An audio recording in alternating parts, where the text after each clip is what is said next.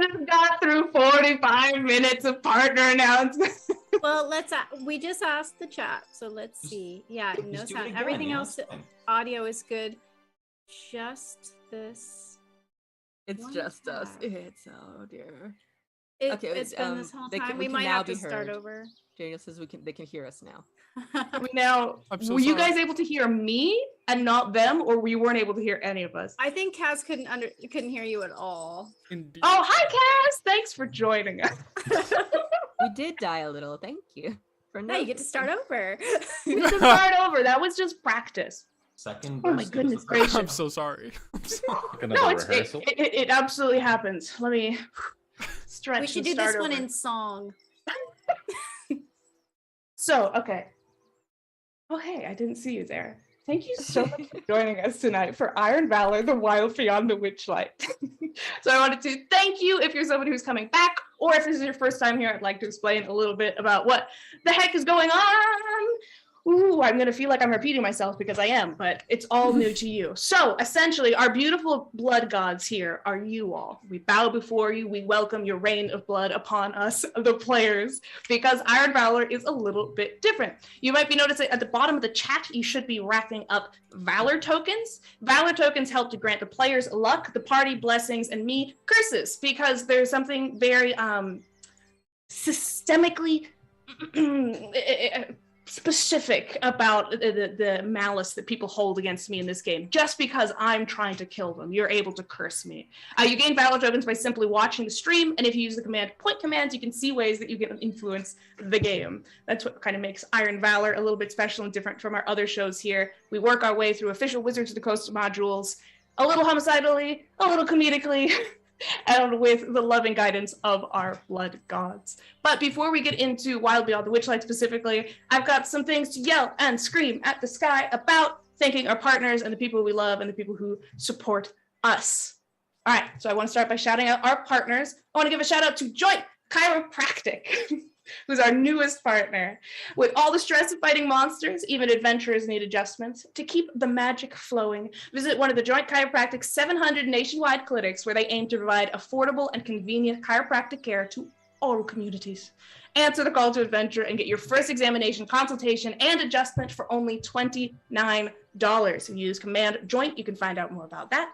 Then I'm going to give a shout out to our partner, 9 Realms Gaming. They create top-notch gaming accessories from the finest woods this realm has to offer. If you visit www.9realmsgaming.com and use our exclusive partner code LYRE10, that's LYRE 10, you can get 10% off at www.9realmsgaming.com. LYRE 10. And then I want to shout out Mythroll Armory. They create unique TTRPG items for everyone to enjoy on their adventures. You can grab their 1020. That's what I was showing off earlier when I was just holding something up and you could see my mouth moving. And their D&D graphic tees on their website now at mythrollarmory.com. Or it is our last night that we're going to be doing a giveaway of these beautiful boys, these beautiful 1020s. If you put in command ticket in the chat, you'll be entered in a chance to win a 1020. They're very cool because you can see how shiny and beautiful they are, but they also, when they actually come to you, they're like in a almost business card, flat metal panel, so you can keep it in your wallet, and then you can whip it out and fold it together and have a D20 anywhere you go. It's beautiful stuff. You're always prepared with your 1020. Gorgeous. So if you put in command ticket, you'll be entered into the giveaway, and we will draw the winner of that after our break tonight. Otherwise, check out everything else that they've got going on over at mythrollarmory.com. Shout out to them. Love you. All right. And then I want to shout out a couple of things, just how we run our games, kind of the software and the music and all those kind of things we use. We want to shout out Tabletop Audio at tabletopaudio.com for the ambiance and the music that we use from time to time in game. All the audio is amazing and completely free to use in your own games, but please consider supporting Tim on Patreon so he can continue to make his amazing sound sets. We at Ink and Lyre currently support him, and we encourage you to do so as well. We'll put a link to his website in chat. I also want to shout out Tailspire, which is the virtual tabletop that we use. Tonight is one of the very few nights we will see a map that is almost entirely made by me. I'm not a gifted builder, but Tailspire lets me look like I kind of know what I'm doing. It's got beautiful lighting. Most of the music and things that you hear tonight will be from Tailspire. So if you're looking for a virtual Tailspire, definitely check out Tailspire. We've had a lot of luck with it and people enjoy it a lot. I think those are all the folks that I have to shout out other than us. You can follow us on social media. You can use Command Socials to check out Ink and Liar on all of our official social media channels. Or if you want to follow the cast, that's me, Deanna. I've always got Zach, Raina, Max, Danny, and Dylan with me tonight. Max is in New York. I already called him a traitor earlier. I'm doubling down now that everyone can hear me. James is in New York. I'm not in New York. Damn it, I worked so hard. I know your names. All right, from the top. From the top, we have to start over. James is in New York. Max is still a traitor for reasons that I haven't specified yet, but I do feel it within my heart. But if you want to follow us individually, I recommend that you follow Max to make up for how crushingly awful I just was to him. You can use Command Ironcast, and you can follow the entire cast of Iron Valor on all of our individual social channels and identities and things. I think that's all I have to yell and scream about. This is the point I got to last time when Dylan told me no one can hear me. Is everything going well now? Oh shit, no, they can't hear you still. Dylan, you lose all your sorcerer levels. Wait. All right, I'm going to toss it to Dylan, who is going to hoink you up onto his back, piggyback style, and carry you into Prismeer himself. Take it away, Dylan. All right, guys, get on.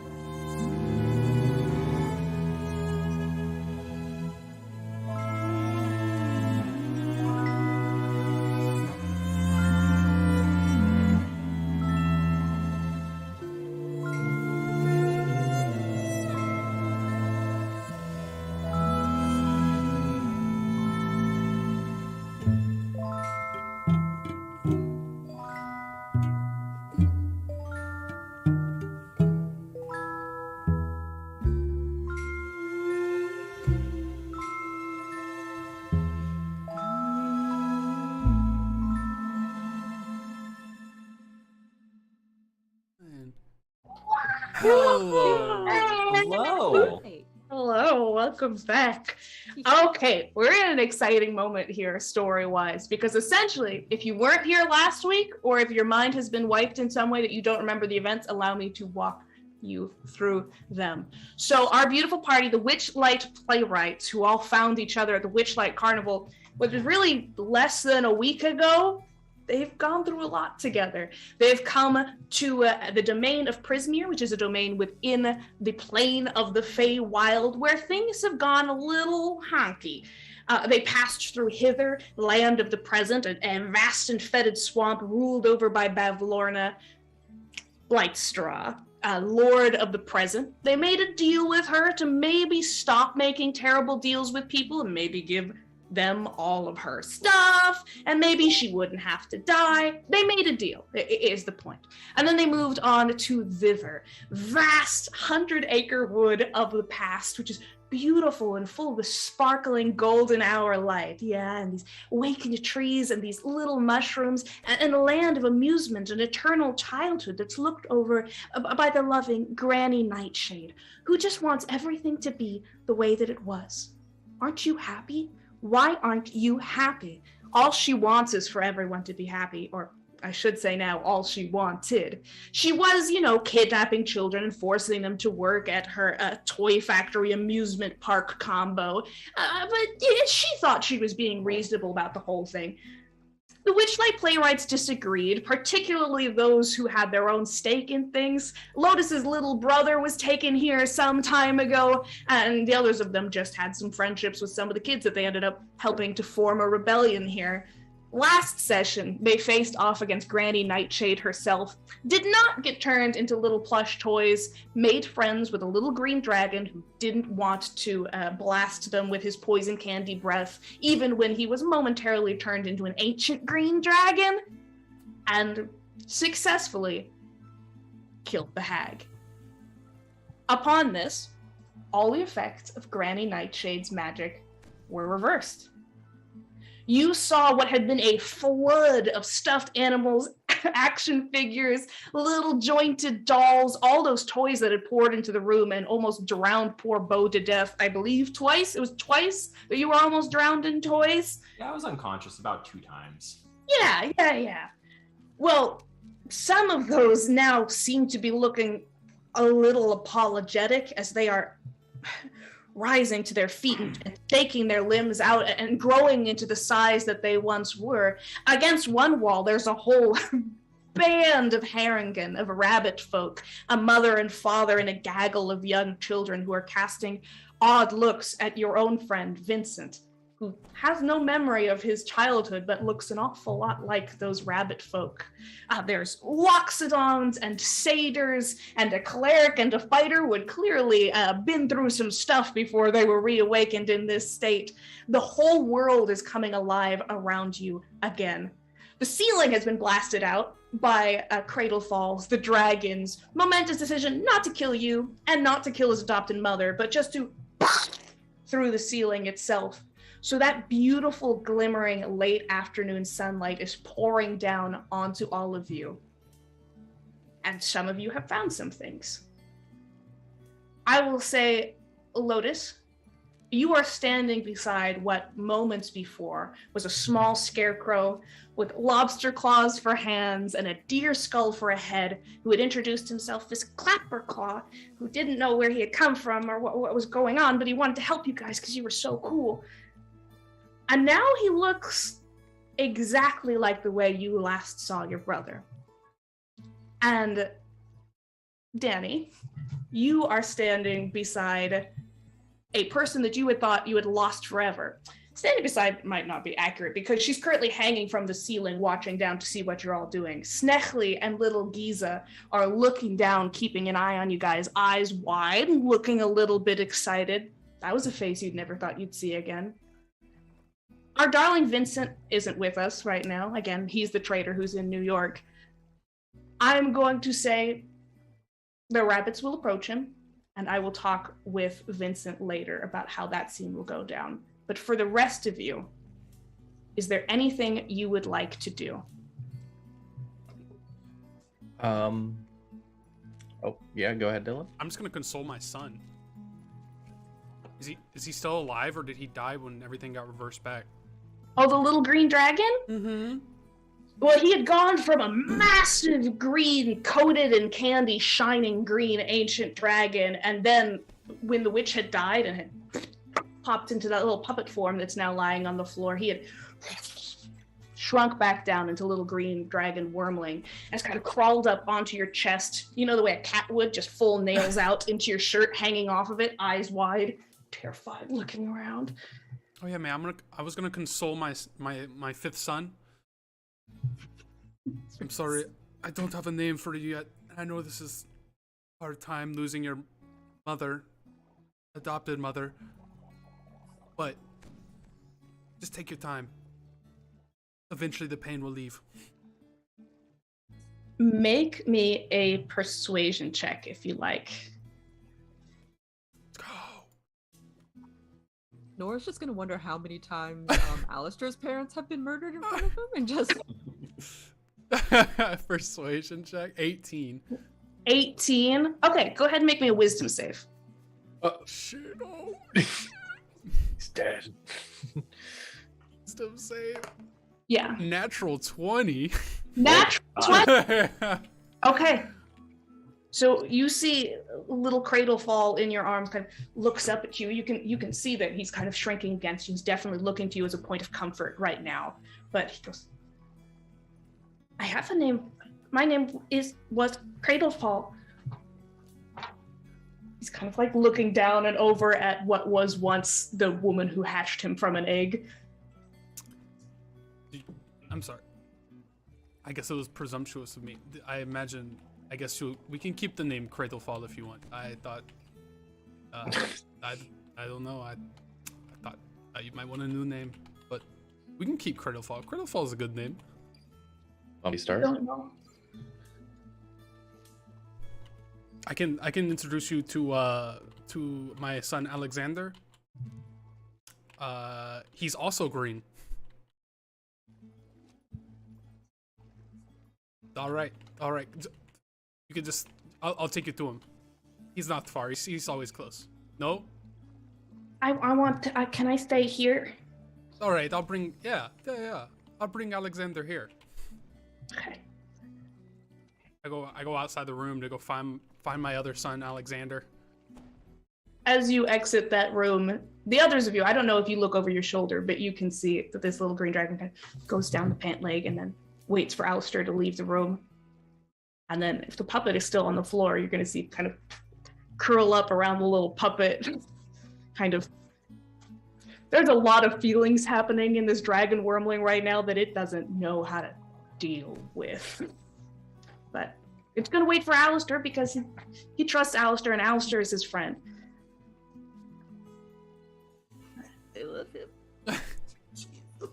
So many children. It's so cute. So many children. You've And adopted a small so many- parade.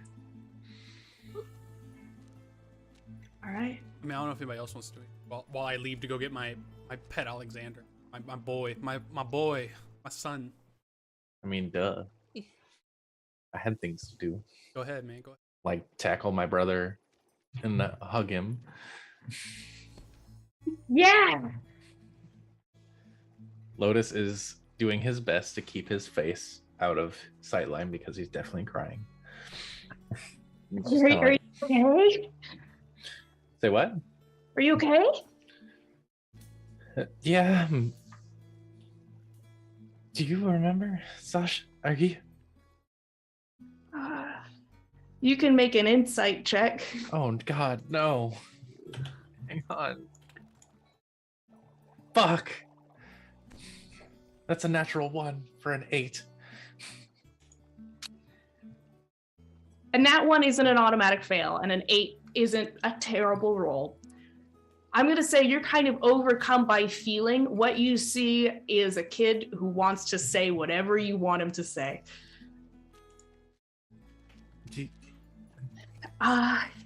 Yeah. Look. Yeah, what? Look at you. You're not a lobster anymore. Oh, that's cool. You're my brother.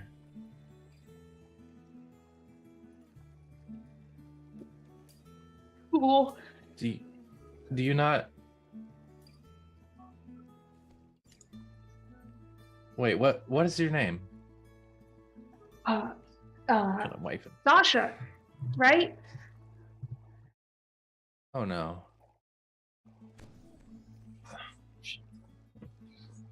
I'm sorry. No, it's right, okay. no, I can. You're okay. We'll figure it out together. We will. I said I was gonna help you with that anyways, but I didn't think you were. You're who I came here looking for.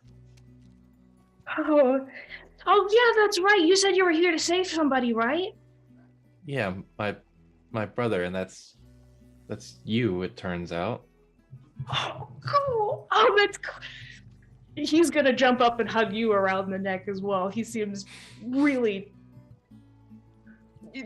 so excited. Lotus has very mixed feelings, but he's gonna squeeze him very tightly. I'm sorry, like, I'm sorry that I don't. I mean, I'm sure. Yeah, we're gonna figure it out, right? Yes, definitely. Don't worry. Yeah. We're gonna find a way to get those memories back in your head. Yeah. I mean, thanks for coming to get me. Of course. What, do you think I would just leave you? Not you. No, I don't think you'd ever leave anybody. gonna give him a big forehead kiss. I'd also like to say on the side that, like, in my head, I'm wondering what the fuck would have happened if we didn't get his head back. Just thoughts, you know. Maybe it's best to just leave those in the old noggin. Just like leave them. He comes back, but he still has a pumpkin for a head. His real head is elsewhere.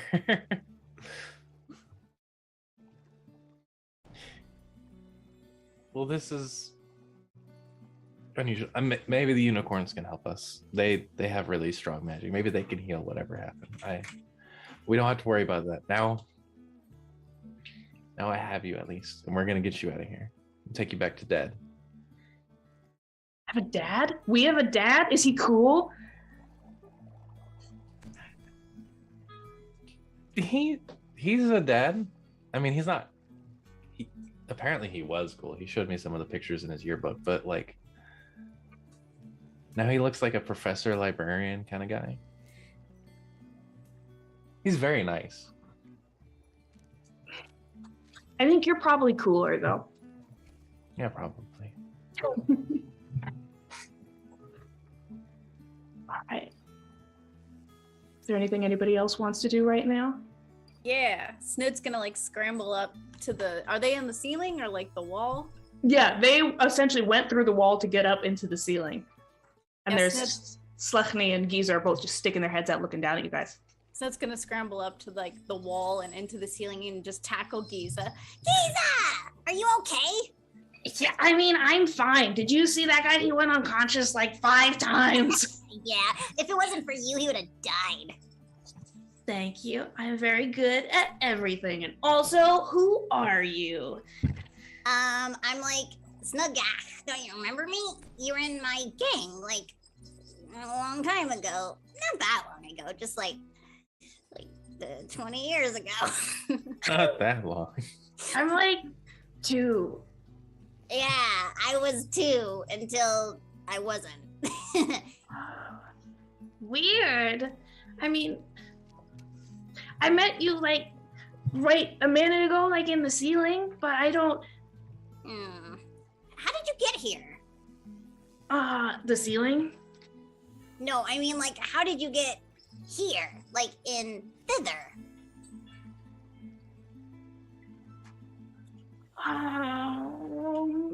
Slechny's gonna cut in.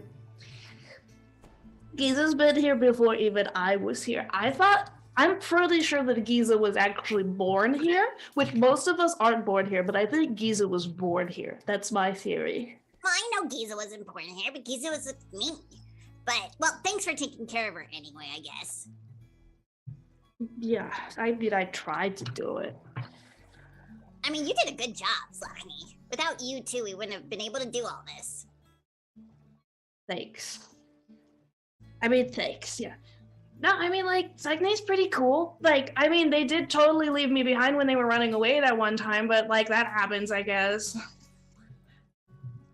Do you like it here? No. I'm not personally a huge fan of slave labor. I'm assuming, I mean, maybe. I mean, do you like it with you've been with the getaway gang, right? Or have you been in this place this whole time? I mean, I never super made it that far. That's where Slechny and I were going before, like, Slechny ran faster than I did. Oh. Yeah, you've always been kind of slow. But now you're saved, and you're fine. And we can work on you getting faster. I think I'm pretty fast. We'll work on it. I'm pretty fast. Yeah, you think so? You want to race me to the bottom? Where everyone else is? Make a dexterity saving throw. All right. Oh my gosh, my computer's doing it in slow motion. Come on, you can do it. Oh no, it's having a hard time. It didn't roll yet, did it? No. I don't know. I can see your Zoom. Your Zoom is acting up too. Oh no. You got a 26. I saw it pop A up. 26? Nat 20. Oh. Okay. Well, Giza got a 5. So Giza attempts to essentially just like push you out of the way and hop down through the hole and go faster than you. How would you like to completely prevent her from doing this?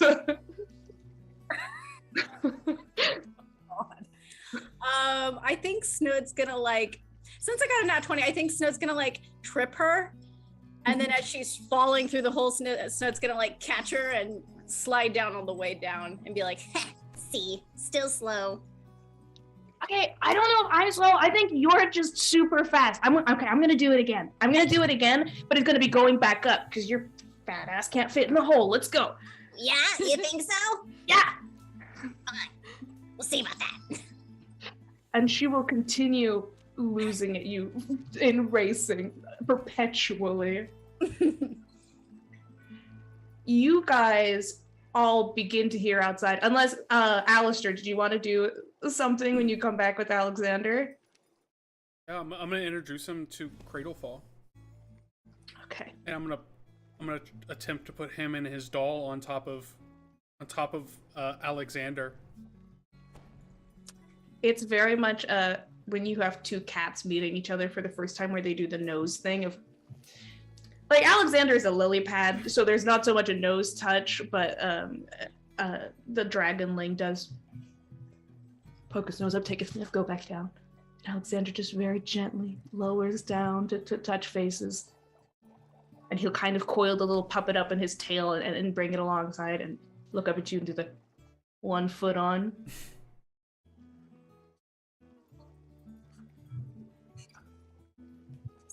Crawl up and curl up with the little robot. Just hustle up small in there. All right, this is Alexander. He's not as talkative as us, but he still feels things. He's a very feelful lily pad. Has a lot of feelings and emotions. I know he doesn't have his mood ring on right now, but I'll get it for you. I'm sure he's very excited to meet you. And this right here is Jeffrey. He also doesn't talk very much. I don't know if Jeffrey talks, but is Jeffrey with a J? I'm sorry, with a G. I'm sorry. With the G. And now you're Cradlefall, and I am obviously Alistair. This is the family. I hope you'll fit in well. They're very, very kind people. Very kind people. The dragon kind of nudges up against the robot, and the robot just rolls out of the way and rolls back and looks down at him. No expression. Jeffrey is not capable of expressions, but just looks down at him. And the dragon's like just...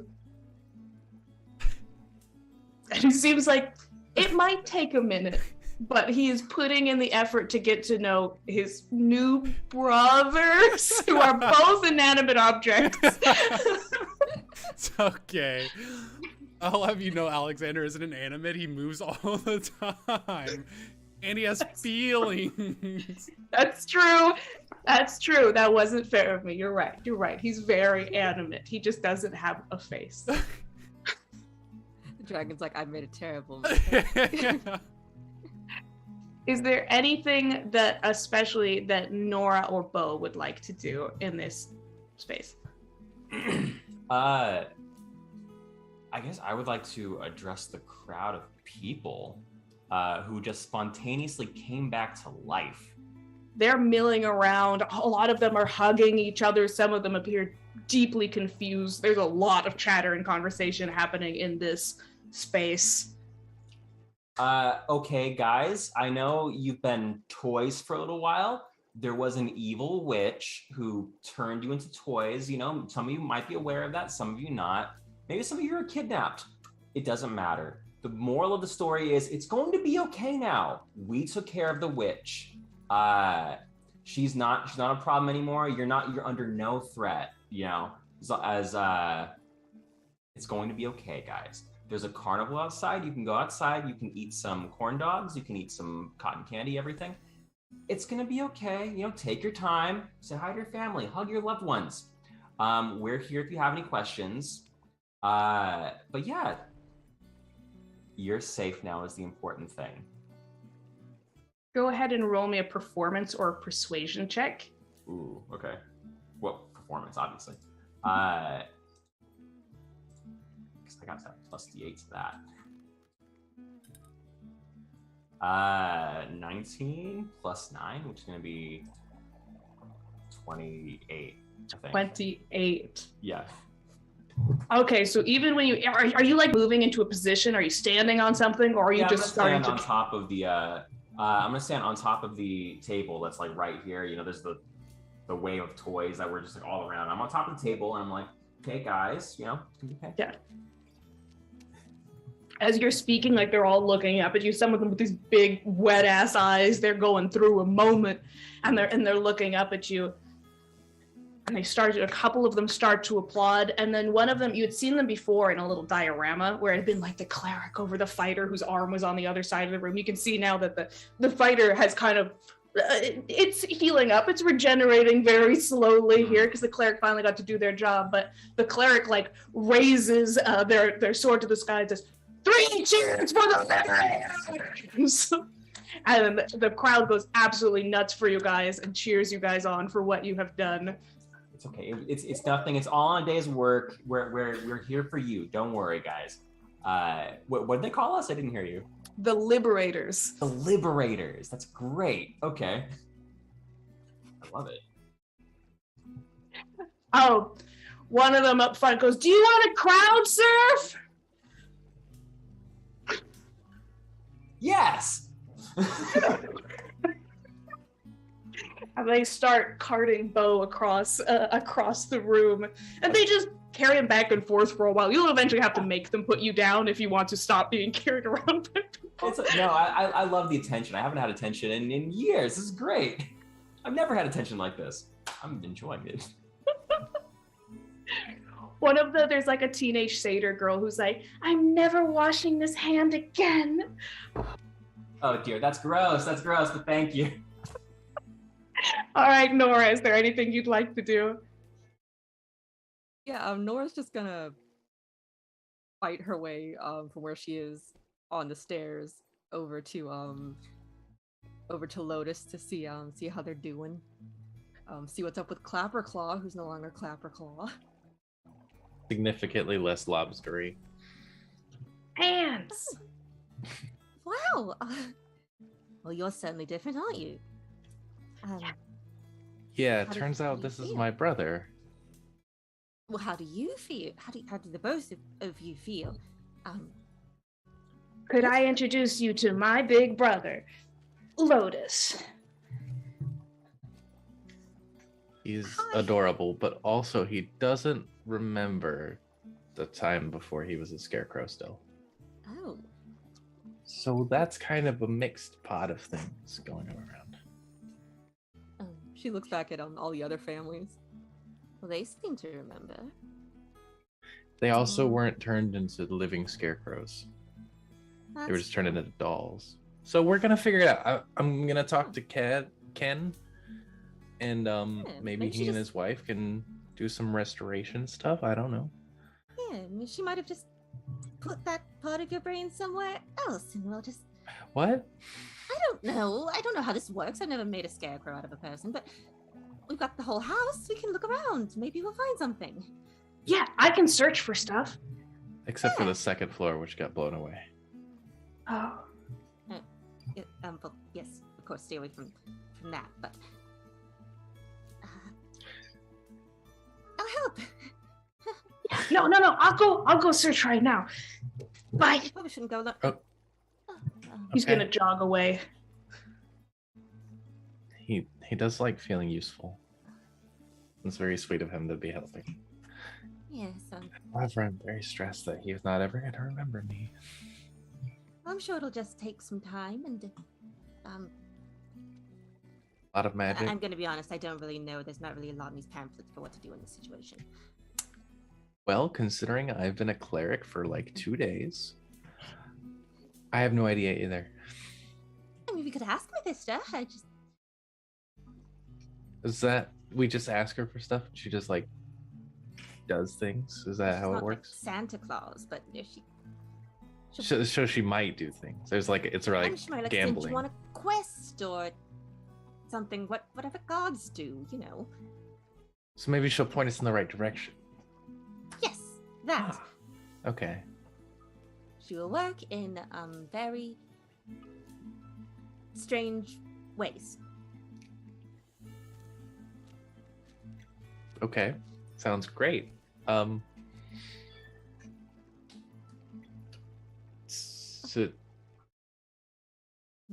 So I guess I'll go pray.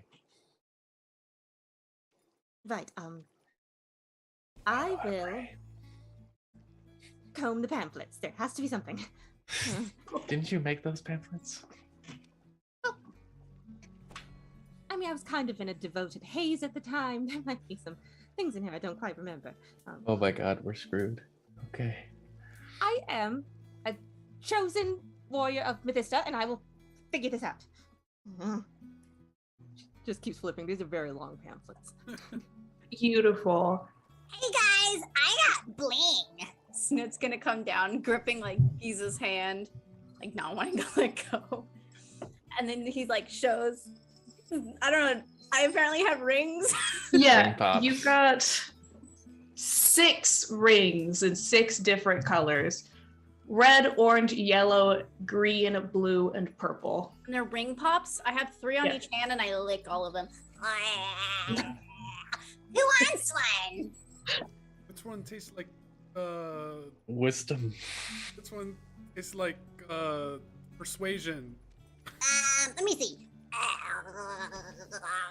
Which one tastes like Your right ring finger is feeling very charismatic, and your right middle finger is feeling very wise. All right, here you go, guys. I love how my skin. Snoot will flip them both off and offer the 2 rings. Oh, thank you. It's very It's- not really I'll persuasive at treasure all. it But... forever. I think I'll just stay with the one I have that hasn't been licked. What's that I one? hope. Well, Constitution. It tastes very constitute. It tastes dummy thick. Which one do you want? I'm being generous. Oh, you float Oh, did you past say? on the I arms. didn't hear you say both. people Uh, really gliding no. past the conversation. Yeah, I'm gonna be like, put me down, guys. This is important. This is important. And hopefully they'll drop me back down. Your hair is so soft.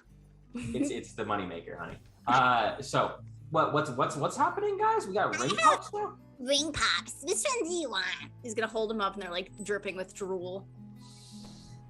I put off on my cloak. Wisdom, Constitution, and Charisma have already been called, I think. Wisdom, Constitution, Charisma. Okay. Okay. Which one? Oh, I'll take So a. I have one that makes you strong, and one that makes you fast, and one that makes you smart. You can have that one. I'll take the intelligence one, I guess. Here. I'm just gonna fling it at Bo. Go Uh, ahead. oh, this is great. Yeah, you won't use this ever. It tastes like black licorice. Well, black licorice is a very complex flavor. It's got, notes of bitterness. It's got notes of sweetness. It's very subtle, and if you don't want to appreciate it, maybe someone else will. Gross. I'm gonna give the one of strength to Vincent. I'll just put it on his ear. He needs to be stronger. He takes it on his ear. He appears to be having a very confusing conversation with his family that James will fill you in on next time. You need the strength. Emotionally, yeah. He takes it.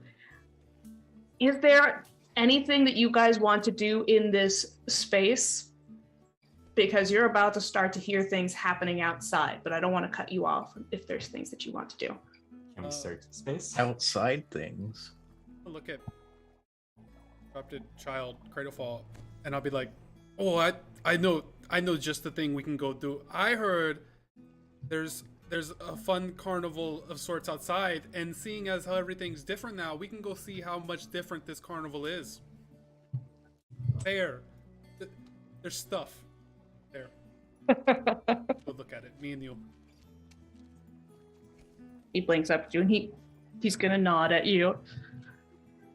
And I'm going to change some music, because what you guys begin to hear, you know that the room you're in, you're very close to a doorway leading out, and you now have a very open skylight leading out to the broad early evening sky, which is already turning slightly more orangey pink.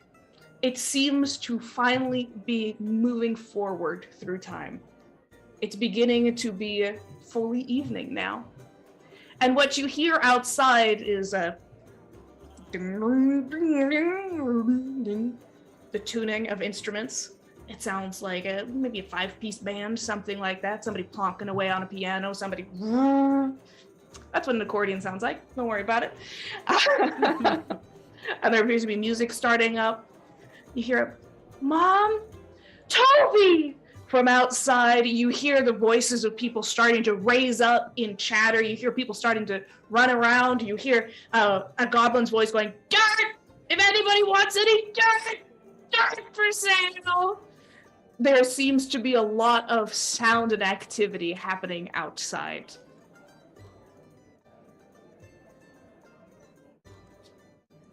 I want to Party! inside real fast and maybe search the witch's quarters. Oh yeah, I guess we have to do that. All right, you guys staying inside while people start to search? Your adoring throngs are starting to file out a little bit. Go, Are you go gonna outside, come guys, out, have Bo? some fun. We'll be there later. You know, we gotta finish some business here, but you know, there'll be an after party. Don't you worry. There's like a swan boat ride. Is this the teenage satyr? She's like 17. So jailbait. Yeah. Assuming age of consent in. Yeah, she's the equivalent of a 17-year-old by satyr age, yeah. I will. You feeling frisky? We'll catch you later, maybe in a few years. Fine. And she'll head out with her mom, who is right there. Oh my God, Deanna.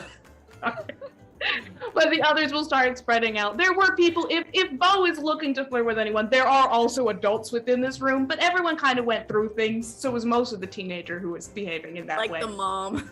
Like, yeah, that's what I thought. The teenager goes, fine, and turns around, and the mom goes, that's right. Is there? There is a swan boat, though. We'll deal with that later. I got some loot to find. Oh, dude. There's some loot in the swan boat. Oh. Speaking Are of, you guys all investigating? What are you guys trying to do? Yeah. I was gonna go help Flapperclaw look, because Flapperclaw is doing things. I was thinking before I Flapperclaw. left, it'd be it'd be a good idea for me to look for a memento for my pet dragon. Besides the doll, I could find maybe another treasure of hers to give to him. Okay. I'm gonna have you all roll investigation checks. You will all get different things depending on what you're looking for. Okay. Let me scroll on down here. Unless, if there's people who don't want to be investigating, wanting to do something else. Obviously, you don't have to roll investigation. Investigation is a solid +0. Let's go. It goes up on even numbers. Okay. That'll be a total of a 17. Total of a 17? Okay, beautiful.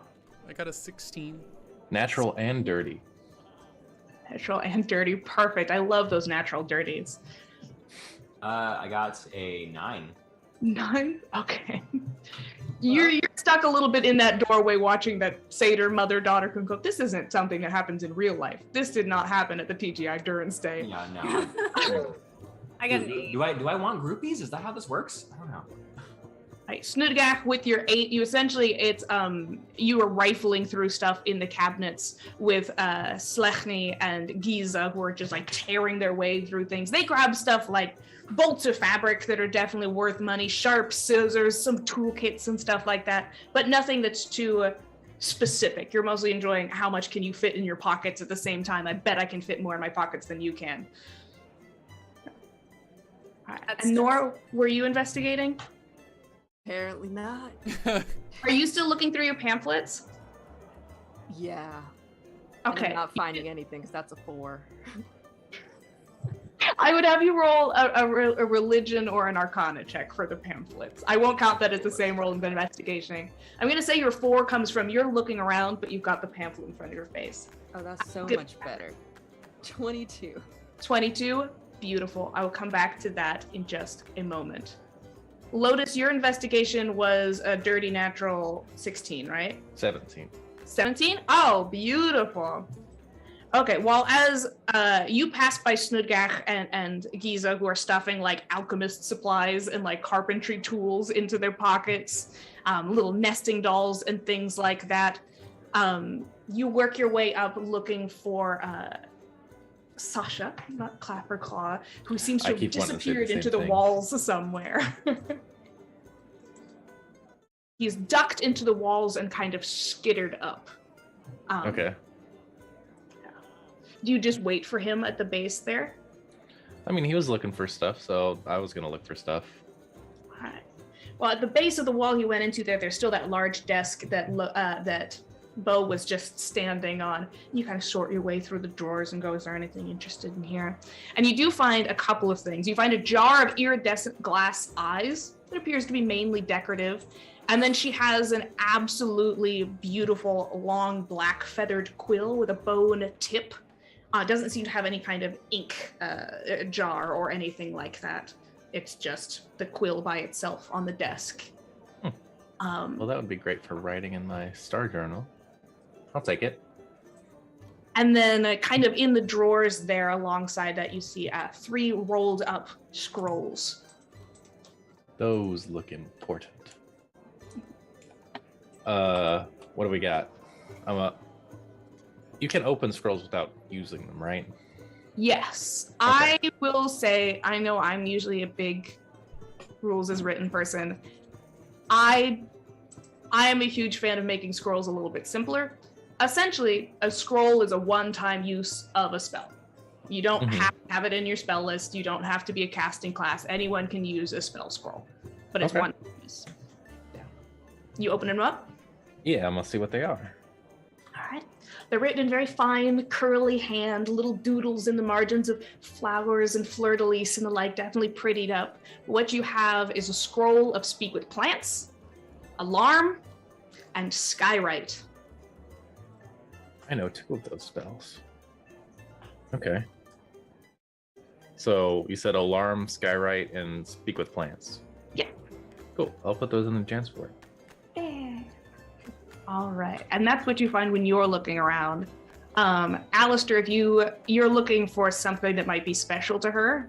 Yeah, that cradle fall might enjoy having. So you work your way, as you're kind of making your way through these rooms looking for anything important, you end up working your way into the enormous crater of where her bedroom once was, that he just blasted through with his acid breath. Oh no. And you can find, they're still standing on, you can get up the stairs on the side, and then there's that little landing there, and there's a shelf standing there. And you can see, so you kind of just look through it. It's got like pajamas, and it's got like a skull. And then it's got what appears to be, it's got a pine cone head and a little stick body all tied together with twine. I take it. It's a little doll. It's a little doll with a pine cone Little head. doll. I'll- You can roll me a history or an insight if you want.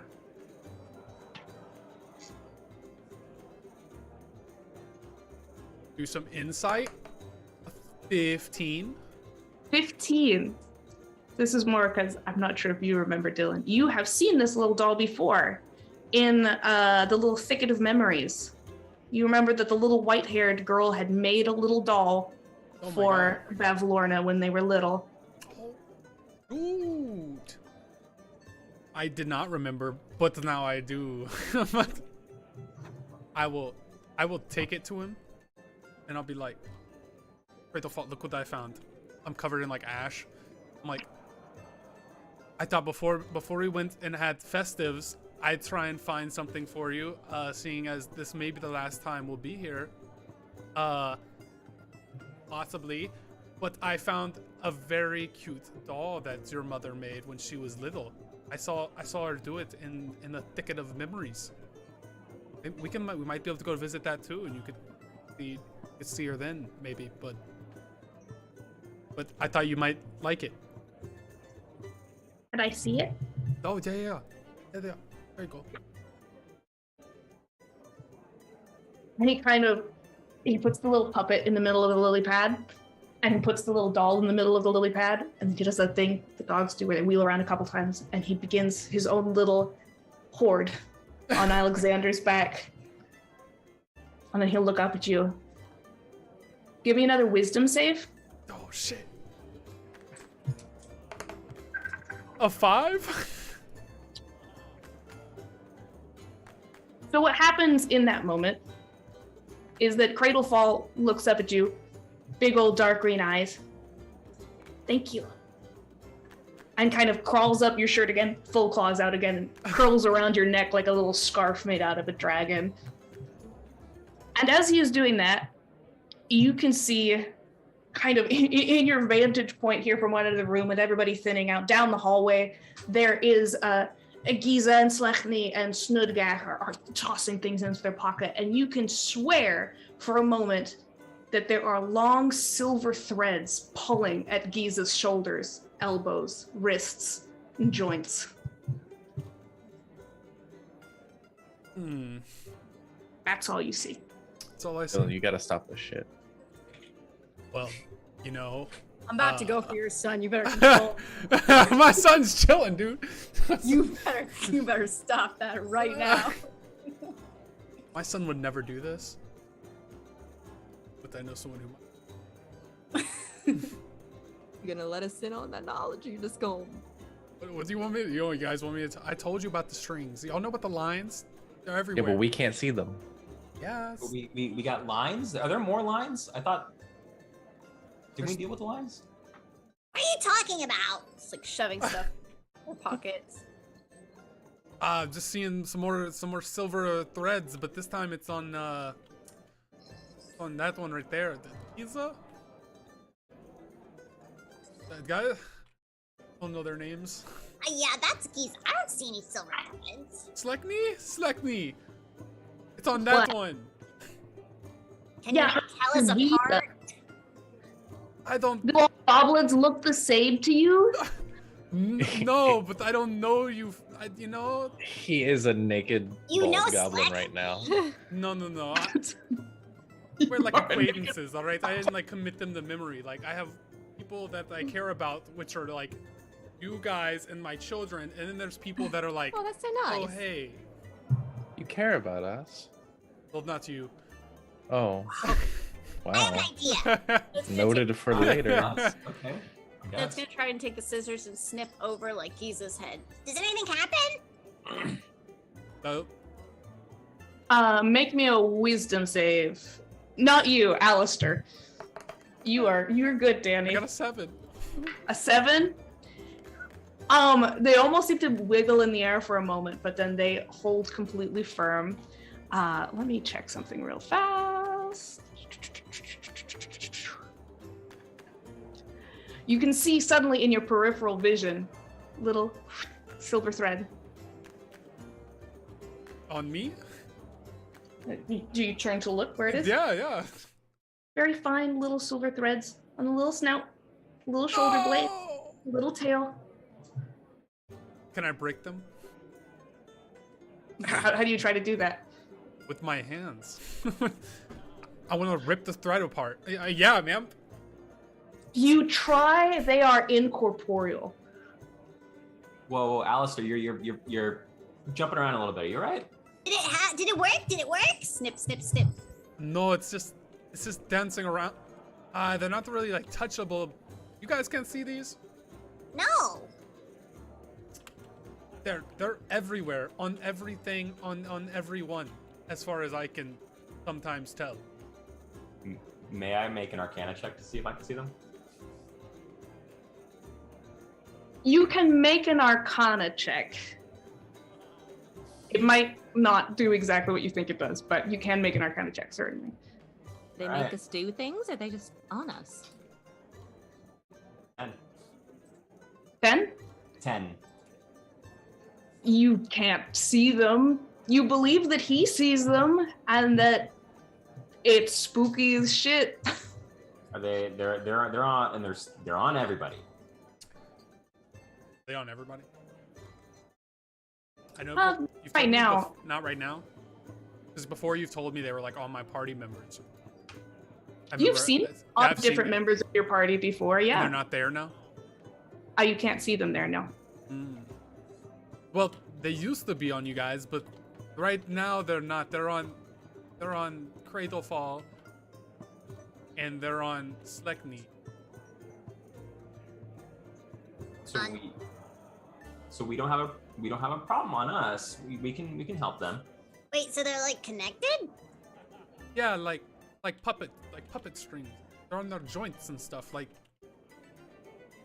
I'm pretty sure it might be from our third witch, our other third witch friend. Giza, have you ever met a third witch? A hag? I haven't really left this place too much. I mean, I can have her roll a history check to see if she's heard anything about it. I mean, I know that Skabatha has 2 sisters. I've seen the portraits around and stuff.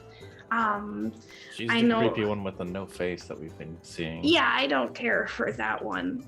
She gets letters from her sometimes, but they're all very just like, it will rain today, or your eggs will spoil, or stuff like that. Just, just ominous messages, portents kind of thing. Huh. Oh, great. Okay, well, I guess your strings will disappear when we kill her too. Oh, not my strings, your strings. But you don't have strings? They're not right now. Okay. I really don't like this third witch. It's all good. Everybody just keep marching, and she'll make sure that you go to the right place. We're going to go deal with the third witch, right? So it shouldn't be too big of a- Obviously, that's what she wants you to do. Wait. Bailey Well, knows that's we're what we going to do wanted. it. No, that's what she wants you to do. She What? wants to die? Yeah. Matter Are of you fact, sure about matter of that? fact, I think when we decided not to kill Bavlorna and instead go to kill the other ones, she was like, "Oh, perfect." Wait, I forgot you're a liar. How does everyone else feel about this? Well, Pavlorna wanted everyone else to die, so maybe this witch does too. No, Yeah, but she was happy when I didn't kill Bavlorna. She was like, "Oh, all according to plan." Oh. That's So concerning. Did she say anything when we killed the other one? Was that also? Not yet. I'll see later tonight when I go to sleep. She might come say some creepy shit again. Maybe she's just Oh. pretending to act like she knows what she's talking about. Well, No, I you think did I'm pretty say sure she she sent can letters see all it. the time. Were they right? Yeah, did it rain that day when she sent the letter? I mean, yeah. No. I think the letters are usually right, and I usually only hear about them because they're right, and they made Skabatha pretty upset. It's true. She's normally right when it comes to the future. Well, She you got a only say- lot of Normally. letters saying you are going to die. They are going to come, and you will try to turn them into toys, and then they're gonna kill you, kind of thing. Like, not precisely that, but it was foretold, Well, everybody's going to die, so it's not that interesting. But how can we fight this witch if she knows everything that's already gonna happen? That's a good Do question, but something- my It's a son very good point. doesn't need this stress right now. I mean, we did Why? just have a big win. We need a minute to calm down and get our wits together. You want to go, ride some rides or something? Do some games? Yeah! Yes. I think that's a great idea. I need to go see the Tunnel of Love, maybe. What? What? Oh. You want I haven't you want a decided yet. little Gross. extra flair? Yes. Let me make sure I have the spells to do it. So, still, but I have something that you might like. Let's see. I'm not sure. I've never had like groupies before. It's weird. Ooh. Nobody wants attention. I do. TGI Thursdays. I thought you were called the Magnificent Bow. Well, that's more of a stage name. It's not really a. It's something. It's, you know, I'm. Someday they're gonna be my name up in lights, but it's like, you know, I'm. It's that Are day's there day. yet? It's Maybe soon. it's happening now. It could be happening now. Oh my god, In maybe. the land of the past. Ooh, the man from the past. Wait, I said in the land of the past. the land of the man from the land of the past is gonna be in your future. Okay. Put that on the So poster. See how that goes. I am assuming you want to be a little more splendorous. You want a little bit more. I don't know. Your teeth a little bit whiter. You want to be a little more handsome, right? Right? Is that what we're looking for? Well, how handsome can I possibly get, man? Gonna cast enhance ability on you. Oh, Enhance ability to be handsome. magically handsome. You have Eagle Splendor. The target has advantage on charisma checks for the next hour. Okay. I feel better already. What'd you do? Oh my god. That was something I was gonna use to rig some carnival games, but that's okay. Don't worry, Lotus. I'll put it to good use. We can believe make you. a cape. A cape? Yeah. We're gonna like take the ream of fabric and like pull it out and like cut it like in cape shape Cape shape. It's essentially a big rectangle. on Bo's back. Yeah. Can we help? Tie with it that? there like a towel cape, or are you sewing it together? Sewing it?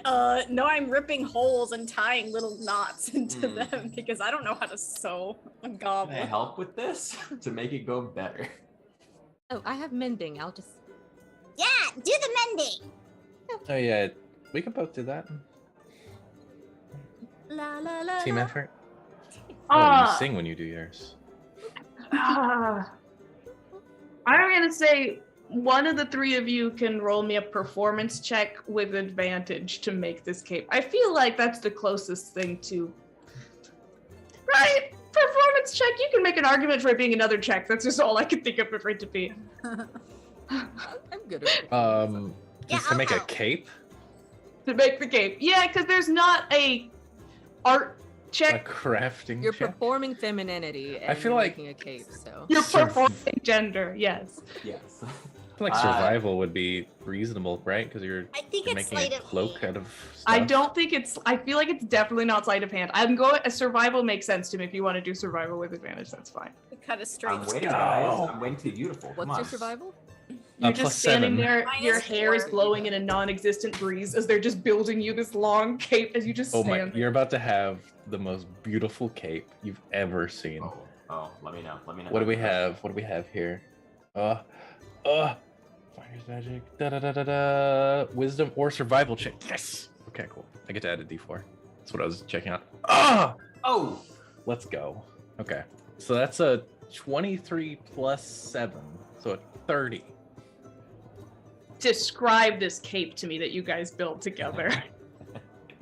This thing. It's stunning. It's also blowing in that imaginary breeze. But what are you going for? I almost want to be cheeky and say it's a cloak of billowing, but I feel like that's cheating. I got a 30. With a It's 30. not a 30, and I will give you no mechanical benefits for it being a cloak of billowing Oh outside yeah, no. Cloak the of billing tunnel. has no mechanical benefits. Yeah, It yeah, is yeah, yeah. literally- You make a cloak of billowing for sure. It billows in the. It looks like it's billowing in the wind constantly. So It's a bonus is it just action. like Snood cutting the fabric and then stabbing holes and like Nora's going around like mending them, and then Lotus is like casting the spell as we do this? Yes, just weaving just into it, just adding some feng shui to the madness and chaos. What color is it, Bo? Oh, you red. like just sharp red. No, like it's like a beautiful burgundy color. Like it's got some burgundy going on. Is it like velvet? Yes, It's crushed definitely velvet. What you guys made the cloak? Why don't you tell me what it looks like? It's billowing. I like that. It's a cloak of billowing. It's a deep, rich red. It's got some velvety touch to it. Very thick. It's all No. trimmed with fur. Trimmed Hell with fur. yeah. I like that idea. Okay. No tassels, but trim with fur. All right. It puts Superman's cape to shame. Good. I like that. And it's also guys, huge because you're a guys. centaur. It drapes down over my horse body, my equine body. Guys, you've done some real magic with this. Yeah, I know. Now that you don't need your saddlebags, can I have them for now? What are you gonna put in these saddlebags, Snidgak? Some snacks. Are you gonna carry them? Yeah. Okay. I'm not carrying your snacks, Snidgak, and he's gonna drop the saddlebags in Snid's lap. Ned will distribute them among Giza and Slackney. Now we can carry all our snacks. They squirreled them away. All right, are you guys heading outside at this point? I got a date to go on, I guess, yeah. All right, so as you guys essentially, the last of the toys turned human have trickled their way outside, and you guys stand in that open doorway, and now the beautiful fading light of a warm evening basking over all of you. You're a glowing golden god, Bo, your hair blowing. The cape is gently billowing into all the goblins and smaller folks' faces, just a little bit behind you. As you look out onto a fair transformed. When you were out here before, there had been Chucklehead, the caramel apple-headed goblin who had kind of been leaning against a fence post, keeping things a little bit on the down low. There had been the goblins tentatively hawking their ways along the marketplace, and these very strange, broken smiles, vacant stare adults walking around with empty carriages, holding hands that weren't there. But this whole place has transformed. There's now bustling with sound. You see children running into the arms of parents who lift them up and spin them in the air. Sarah, it's you! You see people throwing back worms just down the gully hole, having a great old time. There's people passing out drinks. There's people setting up games. You can see in that platform that you guys had seen before that's a little bit off to the side, besides the roller coasters, and there's a massive Ferris wheel that seems to have an excellent view in the roller coaster. The platform itself has the band who've now set themselves up that appear to be all animals of some kind, like loxodons and tabaxis and things set up with an accordion and a piano, really jamming. I'm trying not to name them Sex Bomb, but that's the vibe of this band. Where it just, we are ready to party! And they are playing truly excellent music that is jamming throughout this entire space. You can see some of the games that are set up. There appears to be a huge Cyclops one-eyed creature who's set up in some kind of fenced-off area alongside a goblin who's kind of whispering into his ear. There appear to be some pixies in open vests who are setting up some sign that says Manic Pixie Beatdown. There's a guy going, dirt!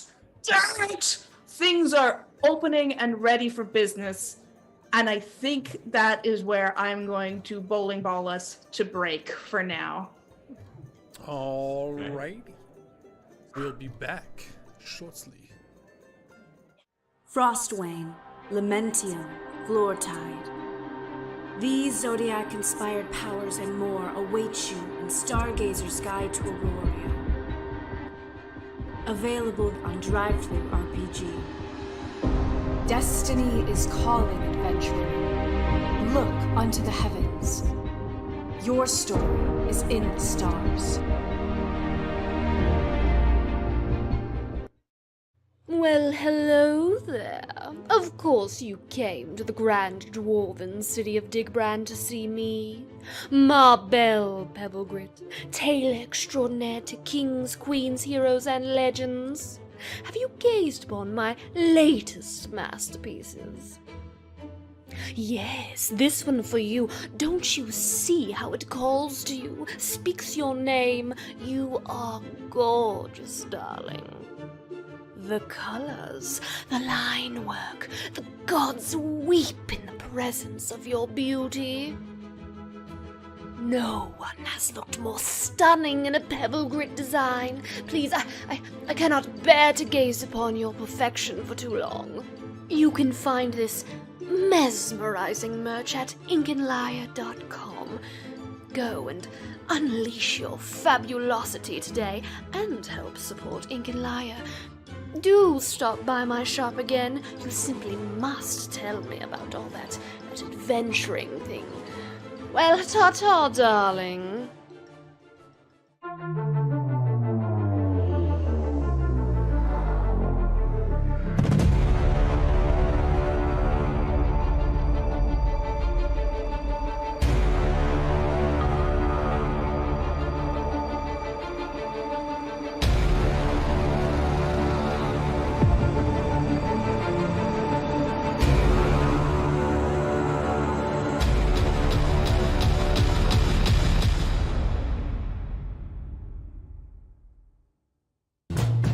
From the pocket to the table in seconds.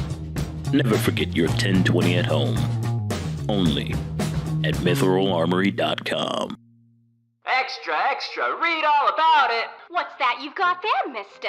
Why, this right here is 9 Realms Gaming. 9 Realms Gaming? That's right, top-notch gaming accessories made from some of the finest woods this side of the city has to offer. We got your dice vaults, we got your dice towers, dice trays, hero vaults, you name it. Oh my! Careful now, don't swoon into traffic. You can mosey on down to their website now. Use exclusive partner code LYRE10 to get 10% off your purchase. What was that code again? That's LYRE10.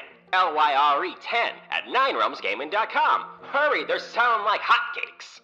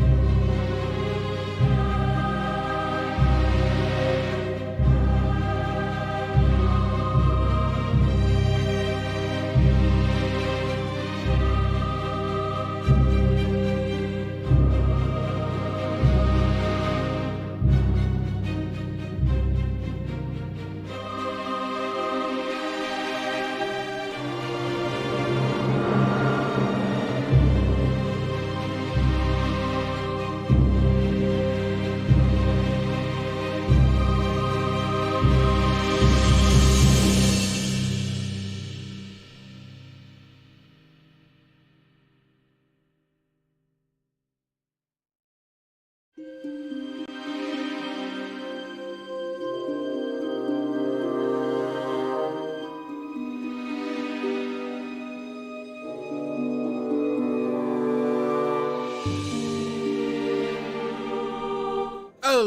Happy New Year. Hello, Happy New everybody. Year. It's a brand new year. Welcome back. Before we jump back into Wild Beyond the Witchlight, we are going to draw our winner for our 1020 giveaway from Mythral Armory. And by we, I mean Dylan. Oh, Distal's place. Hey. Congratulations, Distal's Place. Thank you so much for joining us. I'm so excited that you won. These are so cute. Somebody will be getting in contact with you after the stream to get where we will send this to so that you can have it and hold it in your arms. Gently cradle it like a baby. It's beautiful. All right, well, thank you to everyone who entered. If you're still interested in the 1020, which you should be, or anything else from Mythral Armory, go ahead and visit them on mythralarmory.com. And also check out, they've got really cool t-shirts as well. I'm a big fan of their t-shirts. All right, is everybody ready to return? All right, so as I was saying right before we left, you guys are now essentially faced with a rebuilt fairground. They're the same massive, glistening golden structures that have been built by Nib, of this rolling roller coaster that moves around the fallen tree itself that the building is built inside of. There's a Ferris wheel that reaches high into the fading early evening lights, and that would have a wonderful view of the entirety of the acres of forest.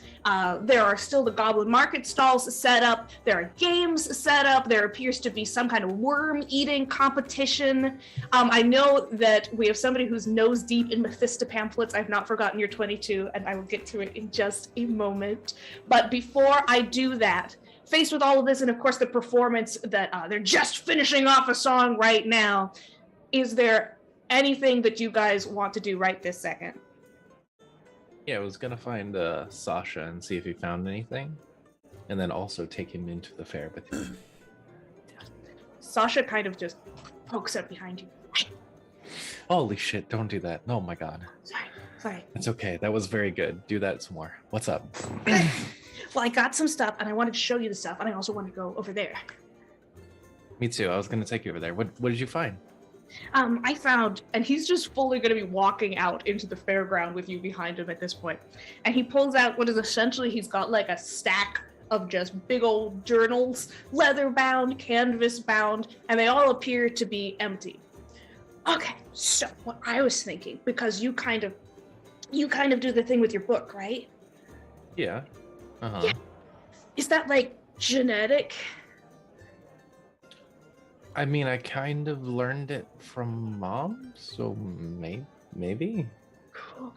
I got those so that I can start figuring it out, and then just puts them on top of his head and grabs out. And I got some pigment stuff, some ink, and he kind of pops it open.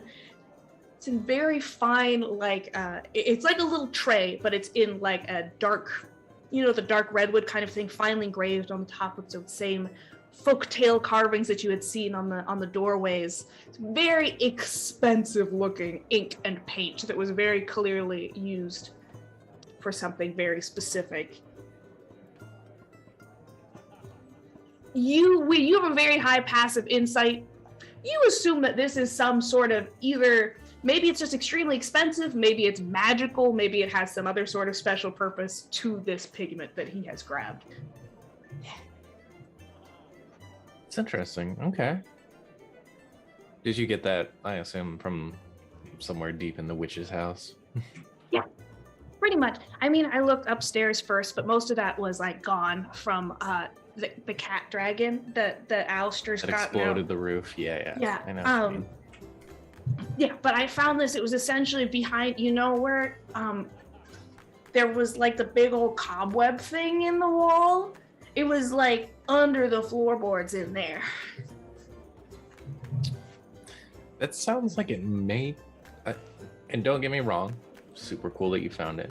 Good job finding it.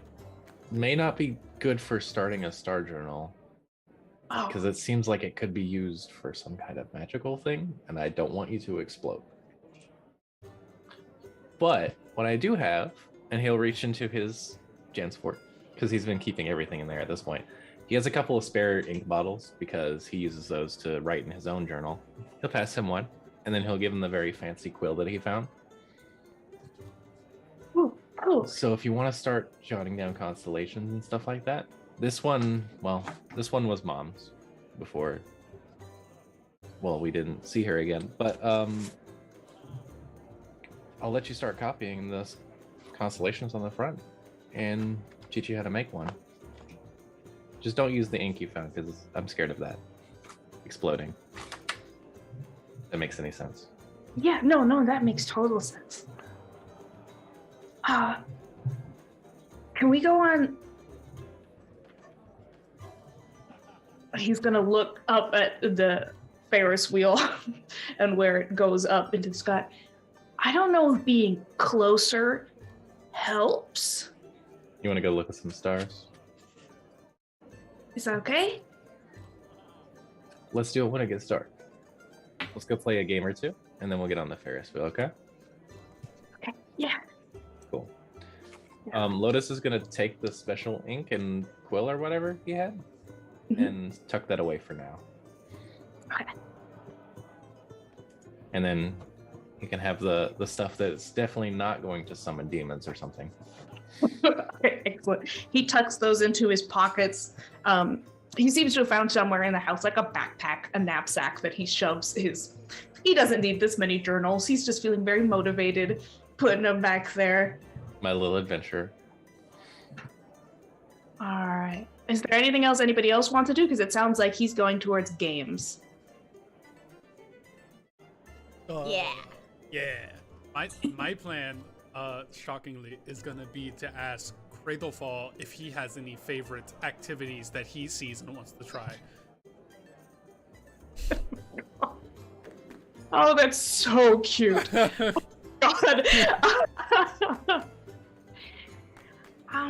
I didn't go outside very much, honestly, but let me look at all the things. Let me look at all the things that are an option. I mean, I can fly, so a lot of the roller coaster kind of stuff is not for me usually. That's what I was thinking. Yeah. Do you think you could do the I don't know if it'd be fair for me to do it. And he's gonna gesture with his tail at where that sign is now firmly up of Manic Pixie Beat Down, and there appear to be 3 floating little fairies inside. One's got a little vest, the other 2 are little ladies who've got tightly vests, and they're going, "You want a piece of this? Yes." I can't hear what you said, but I definitely heard, "Do you want a piece of this?" Oh no, you cut off again. I don't think that voice is gonna carry through the mic. The mic said no one needs to hear that. Yeah. They said, "You want a piece of this? Do you? Do you want a piece of this? Yeah, you want a piece of this." You want a piece of this? Son, let me get this straight. You want to see me go beat those fairies up? Because anything you think you could do, I could do better, because I am your father. I will destroy those fairies for you. All right, I'm gonna go get probably these do it myself. All right, you're heading off towards the Manic Pixie Beatdown. All right, is anybody else heading towards anything else? Yeah, I'll go look. Well, we're gonna go do some games. Yeah, you see a couple Probably things drag lined Nora up. with us. You see Alistair heading towards the Manic Pixie Beatdown with his whole entourage of adopted children floating along behind with an audience. His own party at this point. You can see a kind of a little stand set up that's called Outstare the Cyclops, that has that massive Cyclops figure with big rounded shoulders, and the little goblin on his shoulder who's kind of whispering into his ear there. There appears to be some kind of worm eating contest going on in front of the tank full of worms, but it seems to be mostly goblins, and then Will of the Feywild also seems to have made his way over there. Some of the kids are also having a great time eating those worms. There's a circle of goblins and elves and other folk who appear to be having some kind of loud spoken word competition. There's the roller coasters. There's a lot of stuff going on in here. Somebody having a slam poetry competition. You check it out? No. That is not your scene. I'm gonna go do the outstare the Cyclops, I think. All right. Are you bringing it, Nora? Are you being dragged along in that direction? Yes. She assumes so. She is still buried in the pamphlets, just being pulled along somewhere. Awesome. I'll invite Snood and Bo too, because everybody else is going places. Well, I think No, Bo's on a date. I'll invite Snood, so they're not alone. Can I do that? I'm not alone. I got friends. Yeah, we're your friends. Come on. We just met. Well, we were apparently lifelong friends. Yeah, we're like good friends. Come on. Okay. Are you gonna go? Okay, have fun. Never We're mind. gonna go eat worms. Ooh, I might join you there after this. Because I want to outstare the Cyclops. I think I could beat That's what I was thinking, right? Yeah, whatever you say. Yeah. All right. So I'm gonna start with the Manic Pixie beatdown. Let me get my board up. You are going to be on each map because that makes life much easier for me. Even though I know only Alistair and his kids are here at this one. Let me do. Everybody come over here. We're going places. Ooh, it's an arena. Hey, It's a boxing ring. this fairy's about to get it.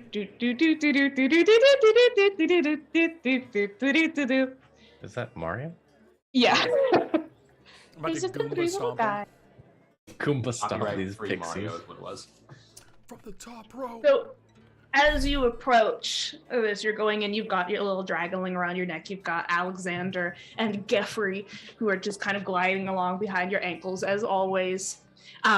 You can see them a little bit more closely. There seems to be the one man, as I said, the one fairy, male fairy, who's got seemingly bright stick-up purple hair and a little vest and some little, like, fully awful, really tight gradient galaxy leggings. And he's got his two girls behind him with their arms crossed, and he kind of floats on up to you. So, you think you have what it takes, huh? That's right. I have a whole audience to watch you get beat down. That's what you think. I don't think you have the whole story, mister. I guess. My name's Phony. This is Trickset, and this is Candy Bear. Phony is a good name for you. What's your name, punk? Alistair Tempest, because I'm a storm. Oh, big man on campus. I'm so sorry. All right, so it's pretty simple. All you have to be able to do is take all three of us at the same time. If you know what I mean. Not like that. I can hear the heckling in the back. It's not like that.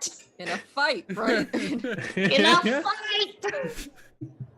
Are you sure? I am absolutely sure. Thank you. So I cast friends. Sir or ma'am. And if you win, you get access to the goods. Also not like that. Also not like Whoa. We can't keep excusing you. Look, you only got one more chance, okay? Pardon me for running my place of business here. I'm keeping some things a little bit on the quieter, but if you prove yourself, as a person of great... I can't even say a person of great prowess. Everything is a minefield now. My. Listen, are you going to beat the shit out of us or not? That's what you're into. Absolutely. My God. All right. Ding, ding. Mechanically, the Manic Pixie beatdown goes, is you are attempting to grapple all three of these little bitches. Oh, shit. You have to pin them, all three of them, at the same time in order to win, because they're very small. They're like little Tinkerbells. You have to pin them all at the same time to win. And it has to be within a certain period of time. Let me check what that period of time is. I think that you only have 5 rounds. Is that right? It's a very short period of time. He essentially just puts over a little hourglass over on the fence. Goes, you ready? Should I start it? Do you think Big Man is ready to go? No. Yeah, you know what? Yeah. I'm ready. Ready? Yeah. What are the rules? All Are there right. rules? There are rules. No funny business. Take that That's however the you best like. part. We will, of course, be preparing in our own way. And you see they all reach into their little vests. They take out little baggies of white sparkling powder. Put them back away. Ready to go? Oh, you said no funny business.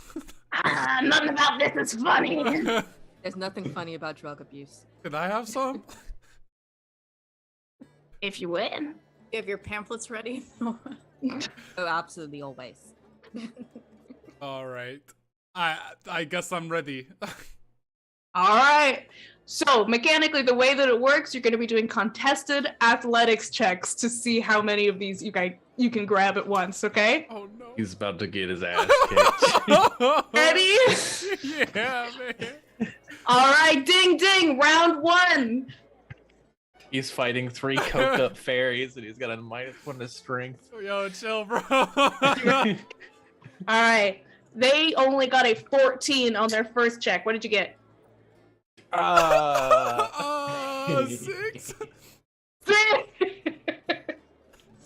They nimbly glide out of your way, and you can feel from your shoulder this. No, don't you dare. I can do this. You can do it. I believe in you. Okay. Okay. Next one. Go ahead. Gonna be some good shit right here. Oh. I got a 0. I got a 0. It was good shit. The lady pixies, the kind of a beefier one, the one that he indicated as Candy Bear, goes, "This guy fucking serious." In front of your son, your new son. Close your eyes, son. Are you just? Yeah, man. I'm over here. I was like, I'm a little nervous. I think I'm a little nervous. I talked the big game, and now I can't back it up. All right. You ready to try again? Yeah. This is the Okay. It can't go worse than that, right? An 18? 18! Oh my god. Okay. I get one? You managed to grab 2. Actually, you grabbed 2 of them. How do you loop these guys? The one was, is this guy fucking serious? Come on, Candy Bear. What do you do? From the ground, after I've missed him and fallen on the ground, I turn around and look up and I say, it was all an act this whole time. Now I'm gonna for real try. I'm really gonna try now. And then I luckily get 2 of them as I dive because they're like, You fall forward onto them? That's right. I charged them and then I slipped and fell and I fell in the right direction. That's 2 of them out of the go. You get Candy Bear and Phony. Trick Set, the smaller one, is still floating like, Oh my god! Oh my god! Oh my god!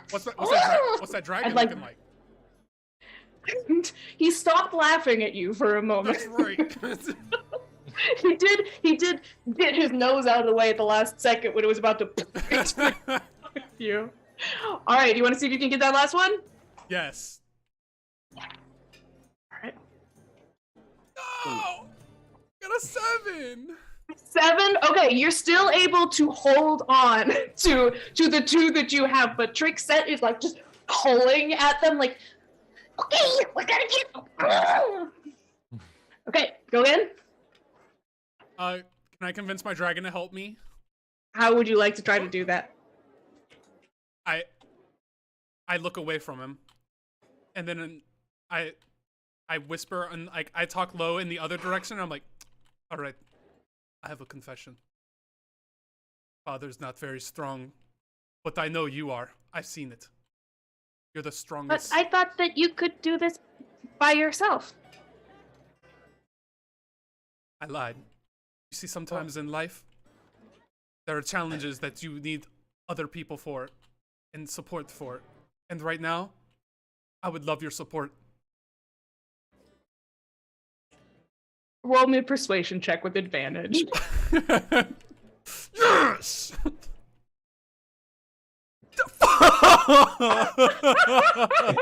What'd you get? No! Oh, I got a 10. He rolled a 2 and a 3. Is 10 your total? Yes. My heartfelt speech. Christian did give you a luck like forever ago. Did you use it already? He gave me a luck? Yeah. You got a luck right now too. My And boy. he popped in, gave everybody a luck, and then dipped. My boy, my heartfelt speech won't go out like this, surely. Come on. What? I rolled another 2. Bro! I thought the whole point of the exercise was that you could wipe the floor with me in this kind of contest. Right. He's a dragon, but he's cold. What? You're right. You're right. I don't need this. You sit there and watch. I'm gonna go get this last one. Go ahead and roll. This is the 5th round. It's your last one. 15?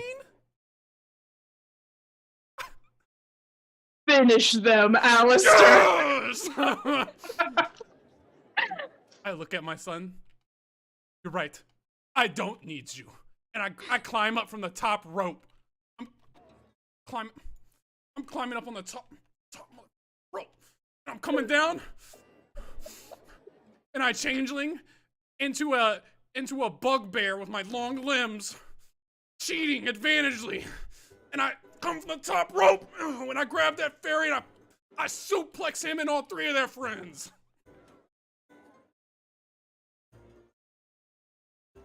Incredible. You can hear from like under your clavicle, you can hear Phony go, 1, 2, 3. Yeah, okay, that counts as a win. And around your shoulders, Cradle Falls is just like you can feel that huffing feeling of him laughing under his breath there because he thinks it's extremely funny. Everybody in the rest of the carnival hears Alistair over here battling the fairies, and like he's like, "That's right, and I do it again." Something terrible's happened over there. Cradle Fall like blows some kind of sparkling smoke out into the air to aid in this demonstration. Just Like I hear every night. Okay. Win is a win. There's a win. Okay, I didn't think you had it in you with your little noodle arms. I'm sorry. Fair is fair. Hey, I said I want the deal, and we're gonna make the deal. He pulls out full little baggie of sparkling white powder. Go ahead. Tosses it to you. I grab it. Cradle Fall's like, what's this? Exactly. I turn to my son. I'm like, "You want some?" You can make me an Arcana check if you want. Bonding with your son by doing 2 wrong.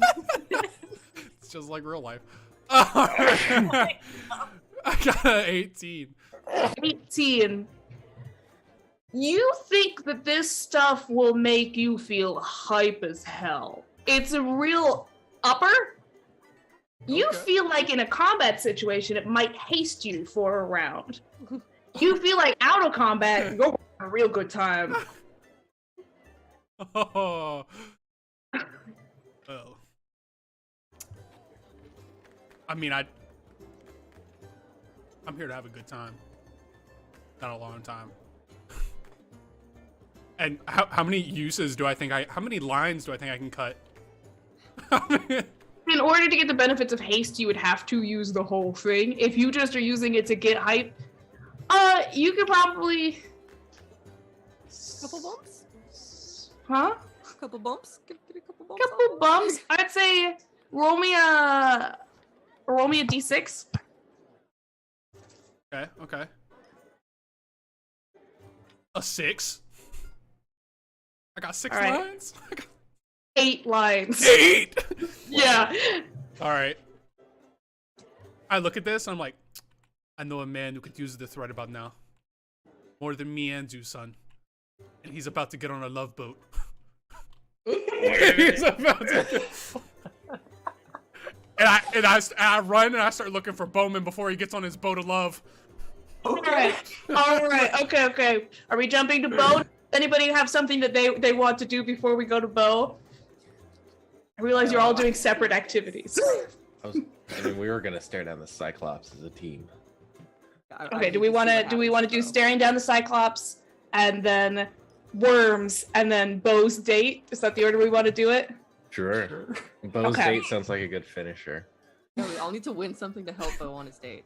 I don't know how to flirt in like D&D settings. It's so weird. Oh no, you'll be fine. Yeah, you got so many advantages. Not worry. That'd be hype as hell too. You could be. Oh, it'll be hasted, all right. All right.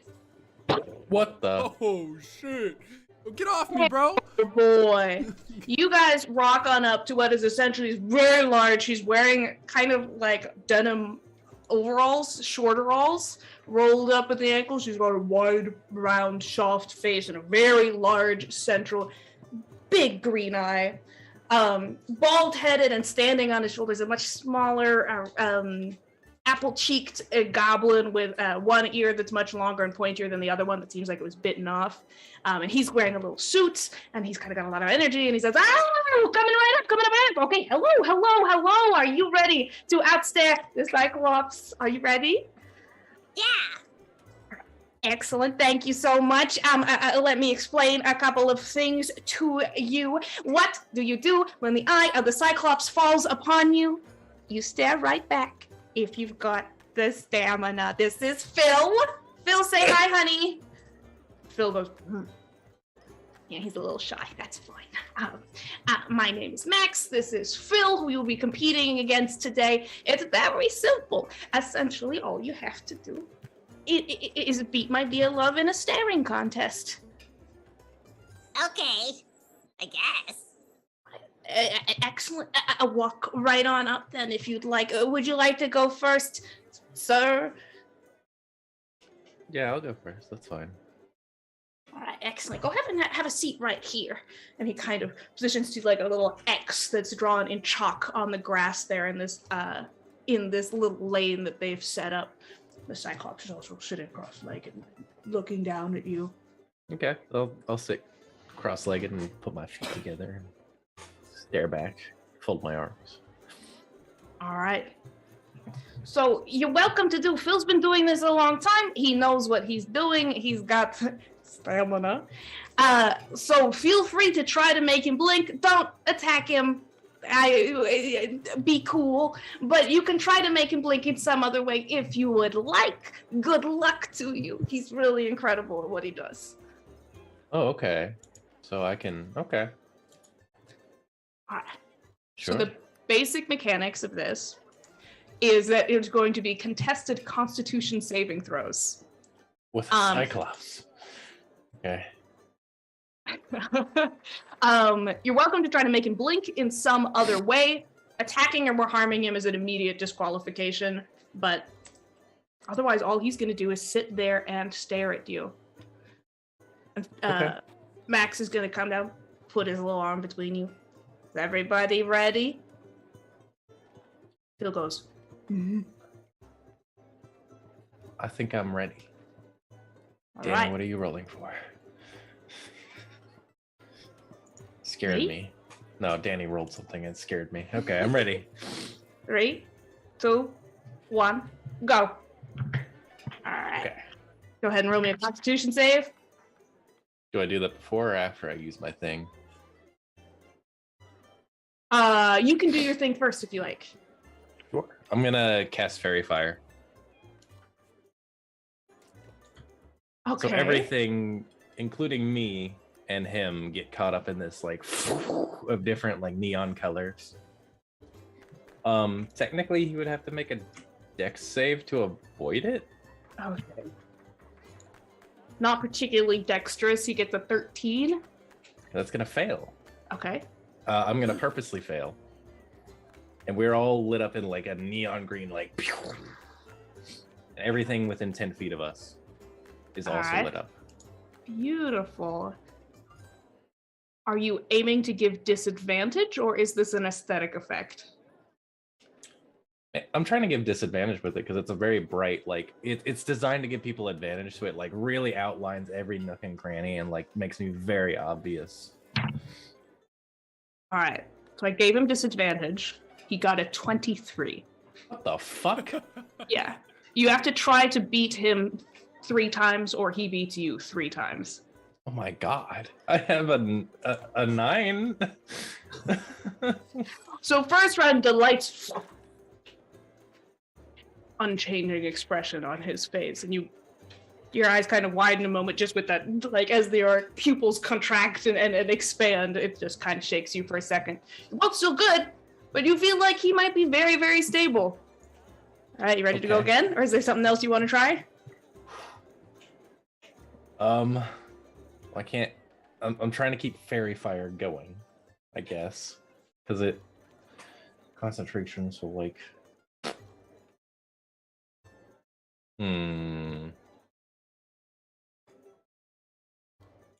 thaumaturgy, eh? That's not concentration. Okay. He's gonna be staring into my eyes, and he'll cast thaumaturgy on himself, and Lotus's own eyes are gonna light up with like a green hellish flame as well, kind of permeating a little bit. But I'll just try and roll again. Oh my god, I suck. It's not working.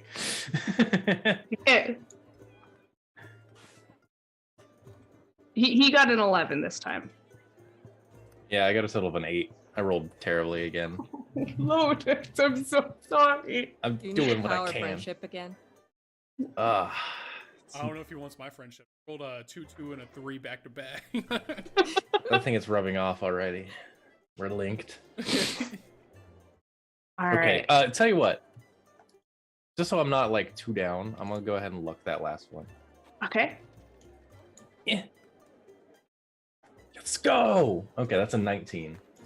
19? Yes, a 19 will succeed. You're now 1-to-1, where he watches the green go in your eyes, and you can see his eyes go. He just kind of looks you up and down. He doesn't blink, but he's definitely distracted by something fucky's happening here. Okay. I'll go again. I'm gonna continue casting thaumaturgy. He's gonna hear ominous whispers in his ear. All right. He got a 15 this time. Damn it, that's 7. I think you have luck, don't you? You gave it to everybody. Yeah, I just used it. Oh, you just. Oh no. Oh no. 2-to-1. Go again, or is there something you want to do? Fairy fire's still going. I'm all lit up neon. He's got ominous whispers in his ears. Some more. Ooh. Okay. He got a 6 total this time. 16. 16? Okay, you're 2-to-2. You're 2-to-2. Whoever wins next is the winner. What do I got? All right, don't attack him, you said.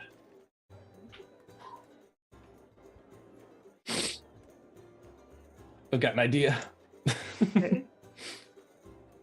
So, I mean, he's got disadvantage. I can't even. It wouldn't be worth it to try and do something that would give him more disadvantage, right? Like, can I make him any more blinky than he already is?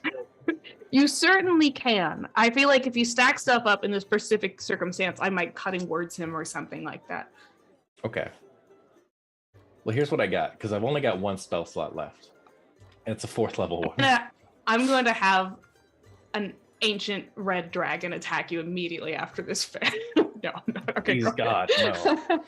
All right. I'm still slightly wounded from the fight, but it's okay. I'm going to cast Moonbeam right between us. At 4th level, so it is a searing, silvery thing of light, and just lights up right in front of his eyes. Yeah, you see Max for a second goes, hey, It doesn't touch it. Okay. Okay. Keep it classy. Keep it classy. It's just right between us. Come on, baby. Ooh, okay. What did he get? What did you get? I got a 13. He got an 8. Yes!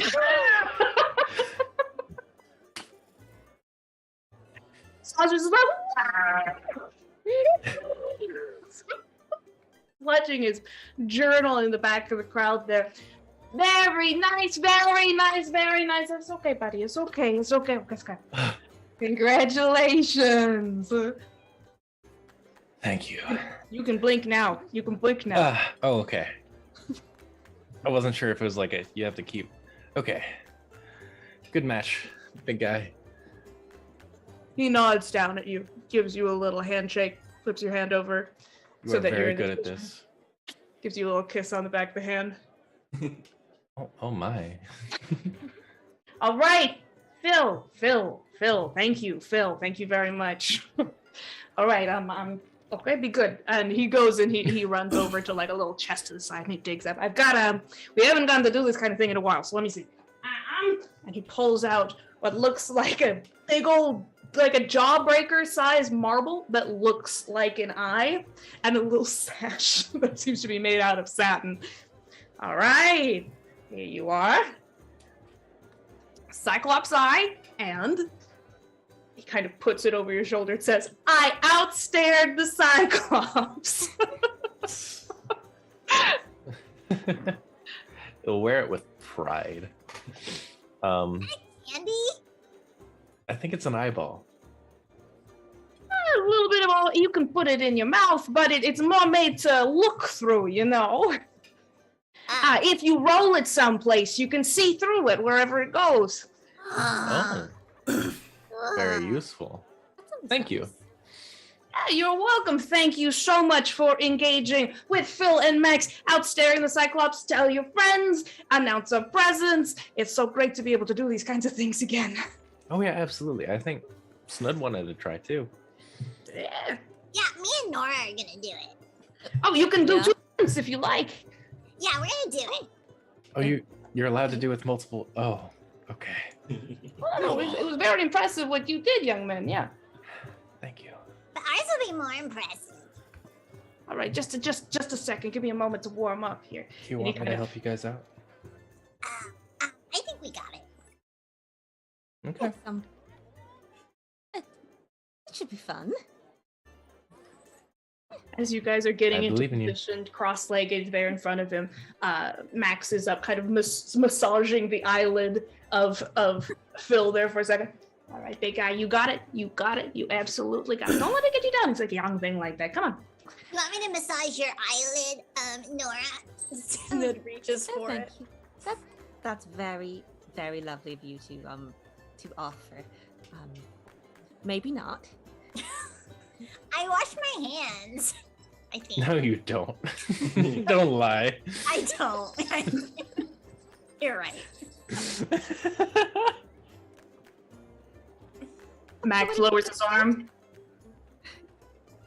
Is everybody ready? Yeah. 3, Sure. 2, 1, go. If there's anything you want to do before your save? Yeah. I want to try and tickle with sleight of hand. Tickle his toe with my tail, like the fuzzy point of my tail. Go ahead and give me sleight of hand versus his passive perception. You also have a +2 to all saving throws. That's right. 26. Oh, 26. He absolutely does not see you do it. This will give him disadvantage on his save. Hours combined, Nora.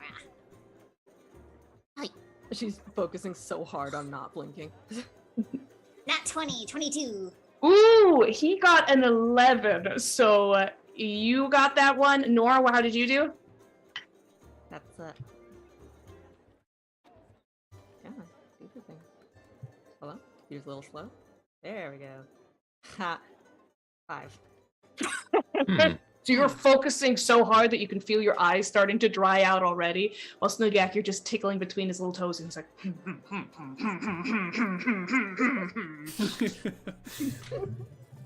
I tickle it harder. Kind of difficult. All right, next round. Anything you guys want to do? I want to tickle it harder. You can absolutely continue to do that. In between those toes.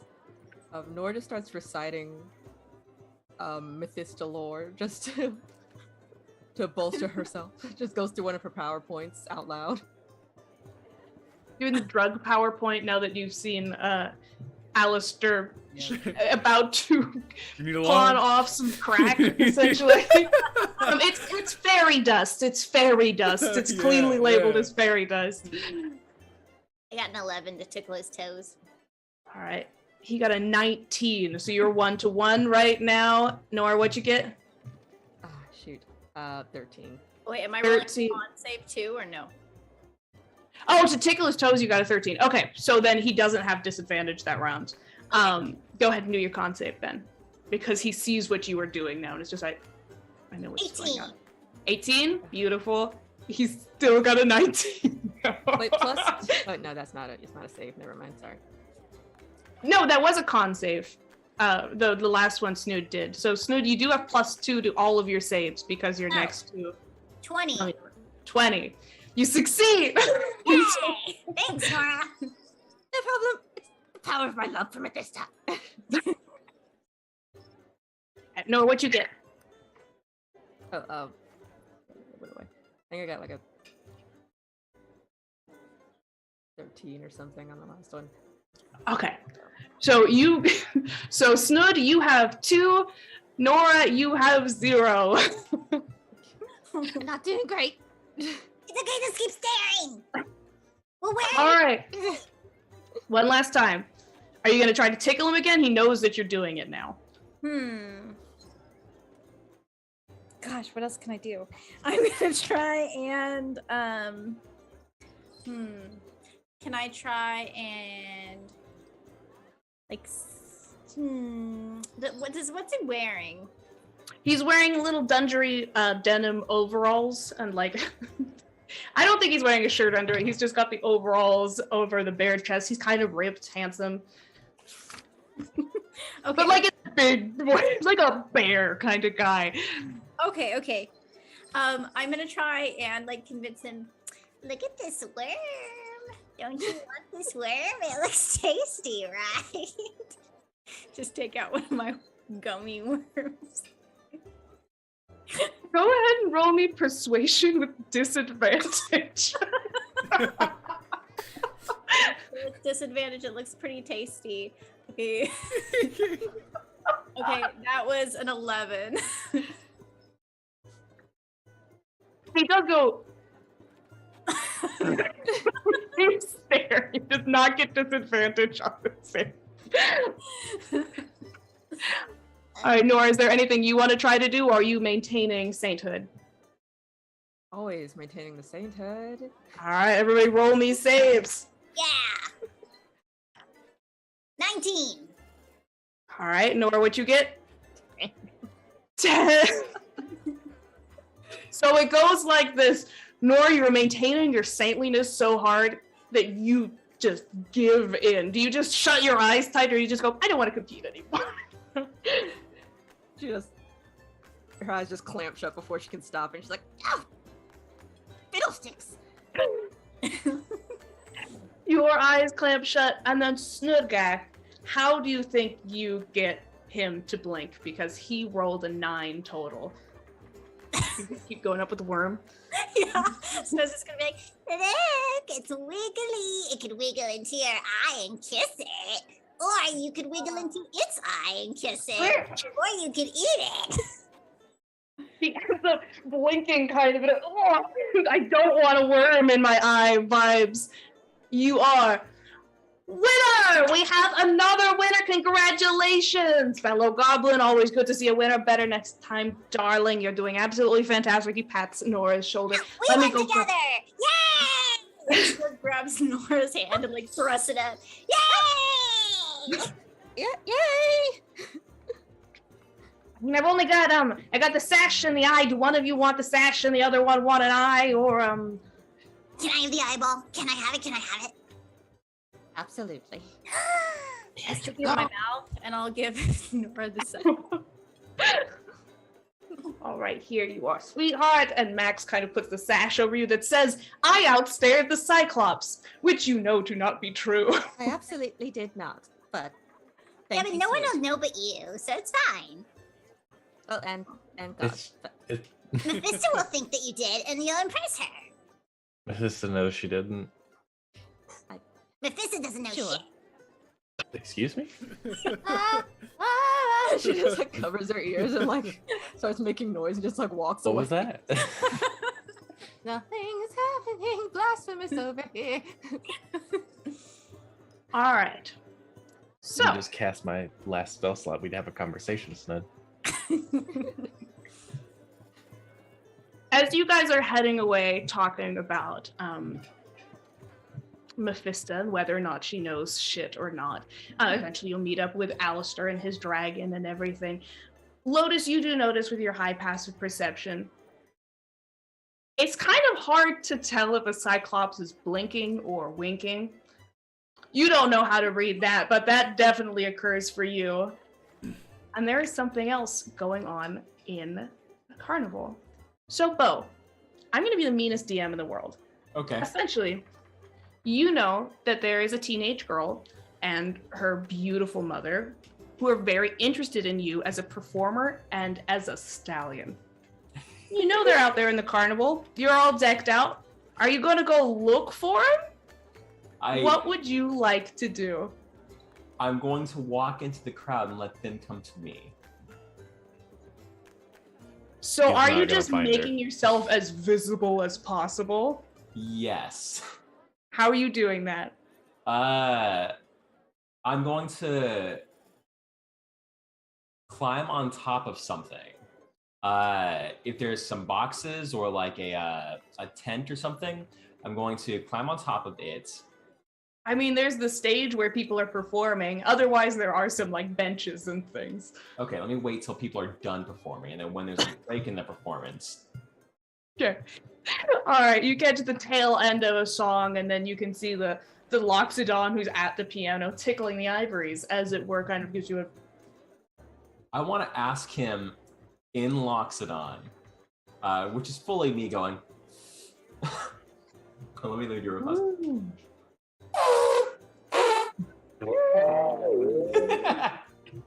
Yeah. Hey, cut it after the set. I'm gonna do something real fast. Switch. For telling, hey, I know you're in the middle of a performance. Can you just... When you're done with the song, you know. You still got to roll for me, bud. Persuasion, you said? Yeah. With advantage because you're enhanced. Enhanced. I don't know what the first one was, but I'll take the 14. 14 plus persuasion. Okay, for 20. That's a 20. All right. He goes, woo. And he leans over, and you can see him kind of lift up his trunk and kind of poke it against like the tabaxi's ear, and it seems like they have a little... She nods back at him, and she kind of slows down her accordion. We're going to be taking a short break here for a second. Be sure to come back. We'll be back here in 10 minutes. We will be getting drinks if anybody wants to join us. Thank you so much. Does the Takes a step tabaxi down. speak Loxodon too? You can roll perception if you want to listen into what they said to each other, but... I just want to know if the tabaxi goes... Roll me a perception check.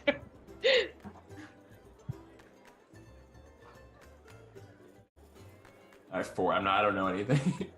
Okay, you think for a second, like that little trunk goes over and goes, and you think you might see the tabaxi go, but you're not sure. It could just be whispering. You're not sure. And she kind of puts down her accordion, tucks it into a bag. We will be right back. We'll be right back. And they kind of give you some room on the stage. I'm gonna make a noise. I'm gonna say thank you and locks it on after the tabaxi.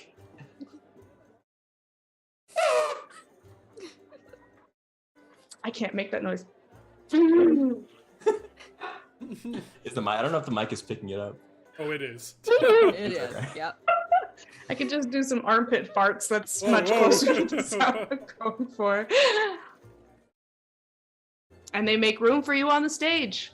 Awesome. As you're looking out at the audience that was gathered there, some of them seem to be following the band. It seemed like they had a decent crowd that was gathered up there. There's like cute families. You can see Tobias, the little boy who had been in the bag previously, is now riding around on an adult human man and his husband's shoulders, holding like a cotton candy cone. He looks so happy.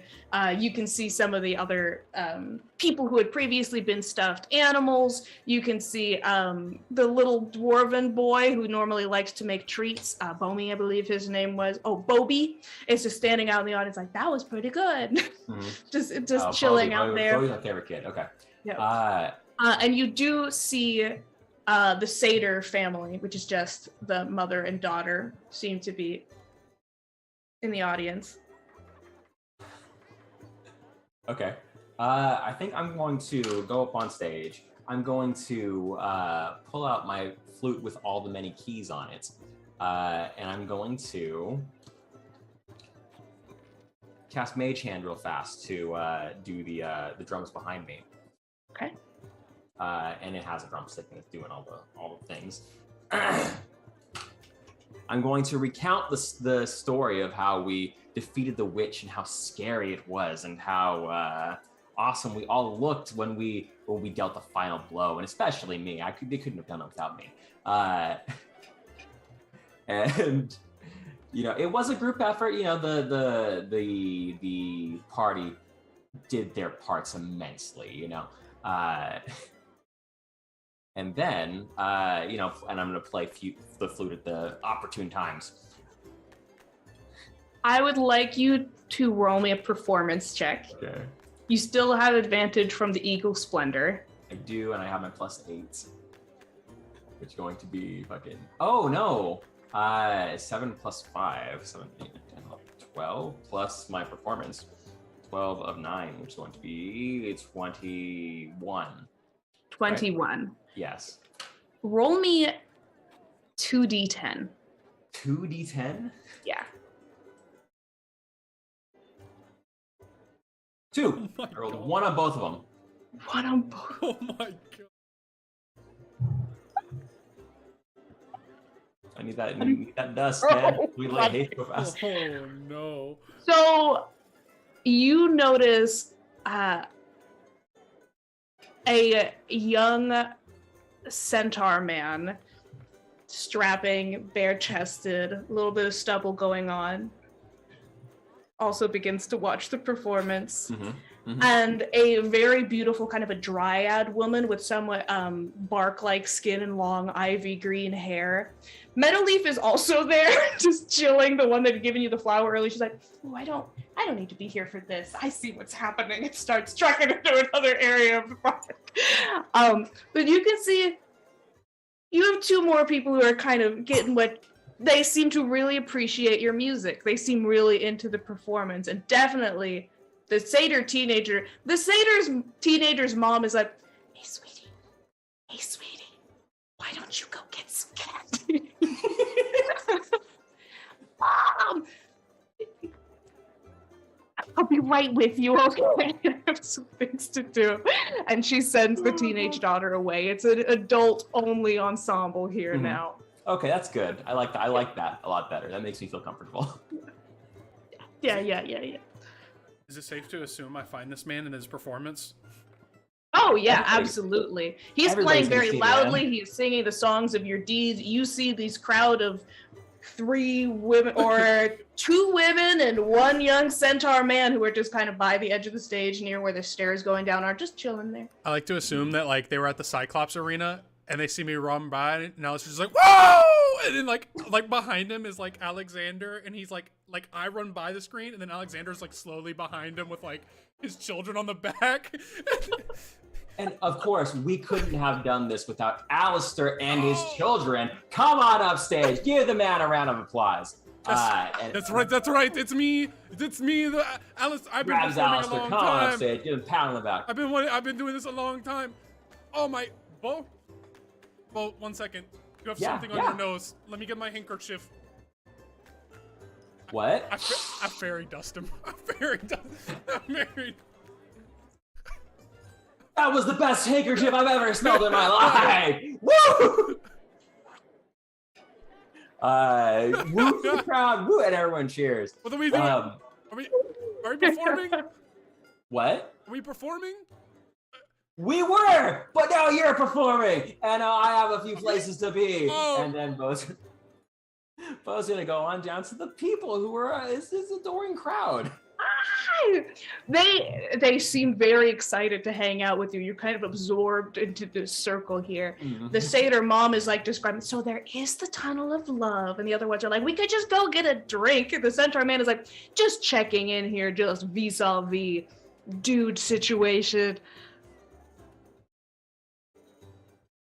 I don't like making a choice like this, make people feel bad. No, no. If not, I'm gonna stick around for this performance. Ooh, how do I spin this so that everyone joins in?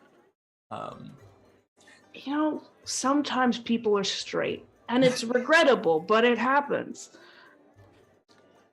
Young, strapping centaur lad. I am unfortunately straight, but it is, you can absolutely find the one for you, and it's going to be amazing. Best of luck to you, sweet cheeks. Mm-hmm. Passes you off. And as you are heading off, where do you want to go with these two ladies? Can we go to the Tunnel of Love? You absolutely can. As you are heading off in that direction, though, the tabaxi woman from the band before is gonna kind of just sign. Excuse me. Yeah. Sorry, I'll be right out of the way. No, I'm not for this kind of thing. Just wanted to let you know. Very good. Very good. Mm-hmm. And once you're done with whatever is happening here, we should catch a drink, talk. Okay, I'm down. I'm here for it. Okay. Well, we'll talk, but look me up in a half an hour. All right. Oh God, that sounds gross. Ladies, and goes on to the Tunnel of Love. We're not going to roleplay out the Tunnel of Love unless there's something specific you would like to do. There's something specific, but we don't got to show it to the audience. Oh my goodness gracious. Zachary Dewar. That's one. They have a lovely romantic PG-13 rated time in the Tunnel of Love. Don't want to get saucy, they hold hands. Ooh. Let's not go there. The sun is beginning to dip beyond the horizon now. It's turning into the beautiful golden magenta orange of sunset. Do you want to do a performance for me, Alistair, while Sasha is going to take Lotus by the hand and start dragging him towards the Ferris wheel? Yeah, of course. I like to think that the tabaxi comes back to try and reclaim the stage, and I'm like, who are you? This is my stage now, all right? 1 second. Jeez, okay. Get in the crowd. You can cheer for me. Yes. All right, children. We're gonna perform a family play. It's gonna be great. Okay. All right. Fall. You're the mighty dragon that has to be slain. I'm sorry. I know. You might not. It needs to be done though. Gregory, Jeffrey, you're gonna be my right hand knight, and Alexander, you're my noble steed that I ride in the battle. And Alistair presents to give like a one-man speech to his army of one man, which is just Jeffrey, on the back of his noble steed Alexander, while the mighty dragon stands in the background, and he gives his speech on how it must be slayed and how the kingdom demands, and its havoc's being ruined, and then he'll cast like dragon breath on himself. No, he'll cast dragon breath. I can cast on other things, so I'm gonna cast on the dragon, even though the dragon could probably breathe it anyways. But now he can definitely breathe it. And he's gonna give out his Beautiful. roar and go to battle. Are you using any of your illusion magic, or are you doing this all practical effects? Yeah, bro, we got illusions. I got illusions. I got lights. I got I mean, I could do that's about it. Yeah, I got like fairy fire and stuff too, you know. Here, you can roll me a performance check with advantage because you've got all of your children helping you and your illusions and everything. I got an 18. 18. All right, it goes very, very well. It's not quite as Elvis Presley spellbinding as what Bo did, but it's very well done, and you have an enraptured audience. The people who thought the band was coming back on for a moment in the beginning, they were a bit like, okay, where's the band? Then they get sucked in. You've got like people who are like walking by with food, just like stopping mid-bite to pay attention to the story. And once you reach the end, you get a full standing ovation from like Tobias is like from the audience. That's right. All your kids seem to really enjoy the performance as well. They're really putting, especially Jeffrey's putting his heart and soul into it. Knighthood, solid, stern, listening to his commander. Right. It should be noted that the army fails as they do, and the dragon wins, and I lay there dead on the floor with my son, and my other son stands triumphantly over us. And he does the dragon's breath, doing a big, and everyone goes, no! You've got an enthralled audience. They adore the performance. Do you say anything afterwards? Do you let the band back on, or you just go, okay, thanks, bye? Thank you. This was brought to you by the Witchlight playwrights. We'll be here all evening. You can catch us doing any kinds of acts and shows. If you want to support me, here's my Patreon. I'll be doing this for a living from now on. These are my sons. They're gonna make it big one day. Especially Cradlefall. He's gonna make it real big. Oh, Cradlefall, can you show him that? Watch this. And I pull out like a hat. Watch it. He can just teleport into hats. Oh, where'd he go? I know. Magical. You're somewhere else. You guys want to see more of that? I'll be on for my next set in 2 hours. But for now, I'm gonna take a little break. I'll be signing autographs at the booth. Everyone, thank you to the Witchlight playwrights. My band is going to finish the show that they were starting earlier. Thank you very much. And it's a Loxodon, a Turtle, a Tabaxi.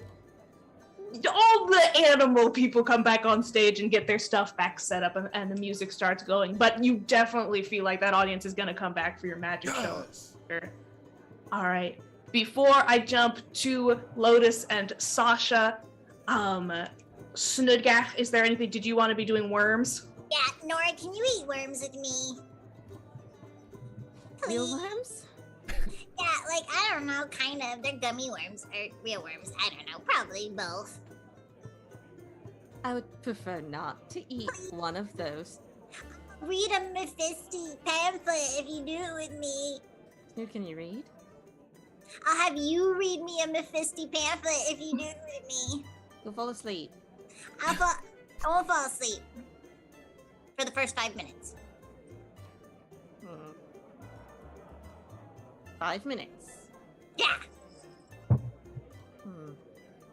I'll peel and keep my eyes open with tape if I have to. The glory of Mephisto. Okay. Yay! Alright, come on, Suckney. Come on, Giza. We're all gonna win this. Okay. Let me look at these rules here. Okay, so what you head over to is, I think I pulled everybody back into the Goblin Market, right? It's in the beautiful, warm glow of the late evening as the sun begins to set, and there's still that tank of worms. You've got all those worms in your pocket, but like the dirt jug goblin is here too, off to the side, and the goblin who'd been selling the worms earlier is now like having just these bowls of worms out with these long tables. They've kind of built them ramshackle. This is definitely a very. It seems like the vibe that you guys get is that these used to be things they did all the time, but they haven't gotten to in a long time. Things have been preventing them from being able to throw their fair, and they're just kind of trying to set it back the way that they used to. And the goblin is there. Is like, sorry, this isn't exactly how it normally goes, but are you joining the worm eating contest? Yeah. Okay, perfect. Go ahead and take a seat. Okay. Right. Here's your bowl of worms. And it's like a fish bowl sized bowl of worms. Whoever can get to the bottom of it the fastest, you are considered the winner. Wormer. The prize is the worms. We're working on the prize. And the goblin begins, I have dirt. You can win dirt. I'm sorry, we don't so much have prizes set up like we used to, but I can, if you have some specific request, I can do what I can. Are the worms alive? It depends on your definition of alive. They're not, they're magical, mostly. It's like eating, a star or a dream. Okay. Suppose that's all right. Yeah, as a prize, we want to be able to eat whatever we want in the carnival, plus worms. He looks around. I mean, there aren't so much rules anymore, so yes, exactly. You got it. That's exactly what the prize is. Fantastic. All right. Joining you at the facing table, you see there appears to be some sort of large anthropomorphic mushroom with a purple coming down. You don't know exactly where his mouth is, but he appears to be joining you. There is a strapping young centaur man. Competition. And there is, oh my goodness, there's so many people here. Oh, Will of the Feywild is still here. Haven't won yet, but I'm definitely gonna win eventually. You've been here all day? I've been here for like an hour. This is what winning means. You've just been eating worms for an hour. I bet I can eat more worms than you. Now, in this state? Go ahead and try. I want to see Garf all over everything. All right, let's see how these worms work. Get these whirls real fast. All right. Oh, wow. I have no paper here, and I need to have paper to deal with this. So, essentially, I don't know if you guys did the cupcake eating contest previously. Did you guys end up doing that? No. I don't think we did, right? Beautiful. So then you don't know how this works. How it's going to work is that you can eat as many handfuls of worms that equal 3 plus your constitution modifier. Each handful of worms after that, you need to start succeeding on some saves or start taking worm damage. And that'll, once you reach the bottom of your hit points, you can't take any more worms. You're down with the worms at that point. It's not actually, the hit points won't affect you afterwards. It's just the limit of your capacity to eat worms. So All right? max hit points are like a current hit points. Your max hit points, because I feel like that's not quite fair because you guys got the butt kicked out of you. All right. So essentially, he's setting you guys up with these bowls. He's got them in front of you. Whoever is able to get to the bottom is considered the winner. Kind of, I don't know, a king of the fair, let's say. You can do whatever you want. King of the fair? Yeah. Oh dear. Okay. Right, Done. is everybody ready? Yeah! I guess. Does anyone else want to join this worm contest? Bro, I will. Oh, you worms. All right, Alistair, you jog on up. I'm going to say, Bo, you're probably busy unless you want to come by afterward. All right. Maybe the next game. All right. Lotus, you are being dragged away by Sasha right now, and I will check in with you very soon. All right. So, he puts his hands on the table. On your mark. Get set. Go. All right. So everybody can start having 3 plus your Constitution modifier. What's your guys' Constitution modifier? A +3. 2. 1. All right. So +3, you can get through 6 handfuls without even needing to roll. Snudgach, you can get through 5, and Nora, you can get through 4. So we're gonna start on round 5 is when everybody's gonna have to start rolling for stuff. Our Nora's gonna have to start rolling for stuff. You 2 automatically succeed. Nora, go ahead and give me a Constitution saving throw.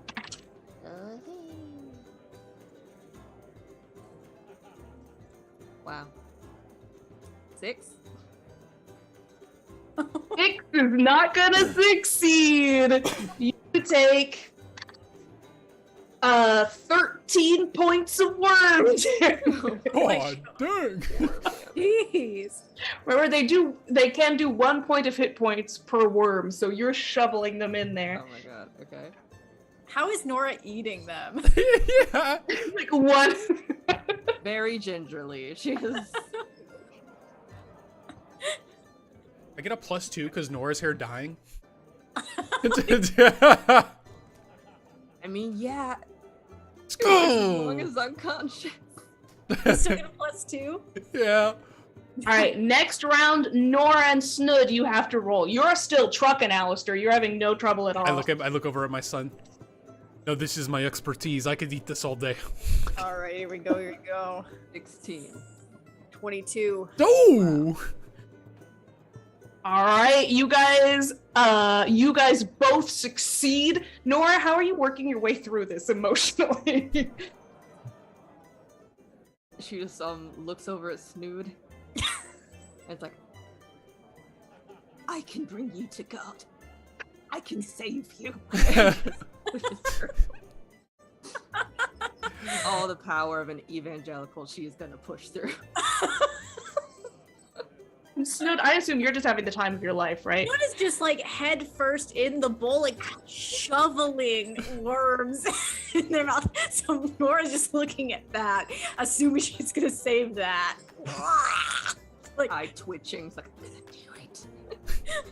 All right, next round. Everybody's rolling now. Oh yeah. Let's do this.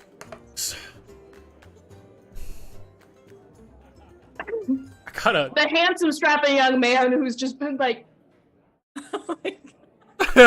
know what? You know what? I'm good. I'm good.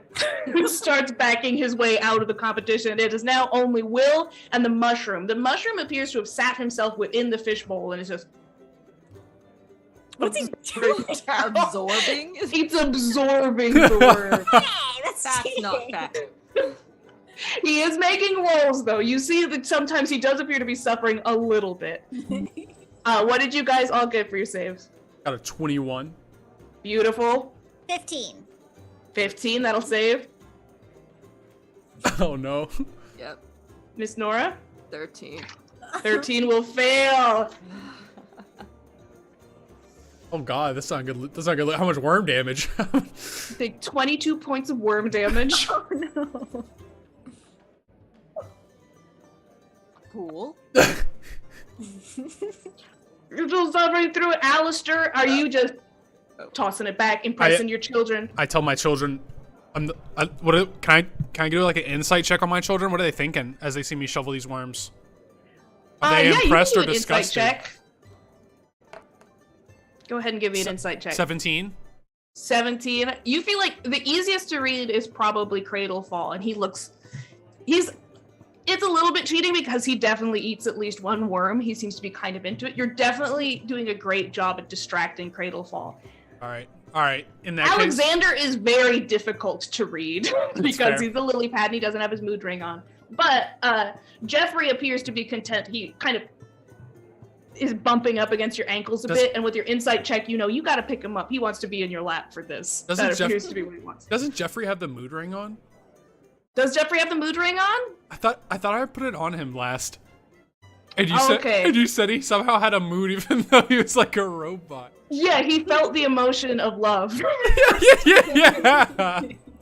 He seems to be curious and interested, and you feel like maybe he wants a better look. He's kind of bumping up against your ankle. All right, Jeffrey, come on, get up here.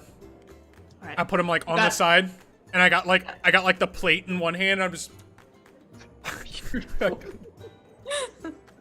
All right, next check, everybody.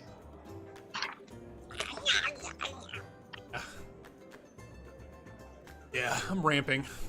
I'm going to use my luck. Forgot about that. Oh gosh, do I have no more luck? Okay, all right. 10.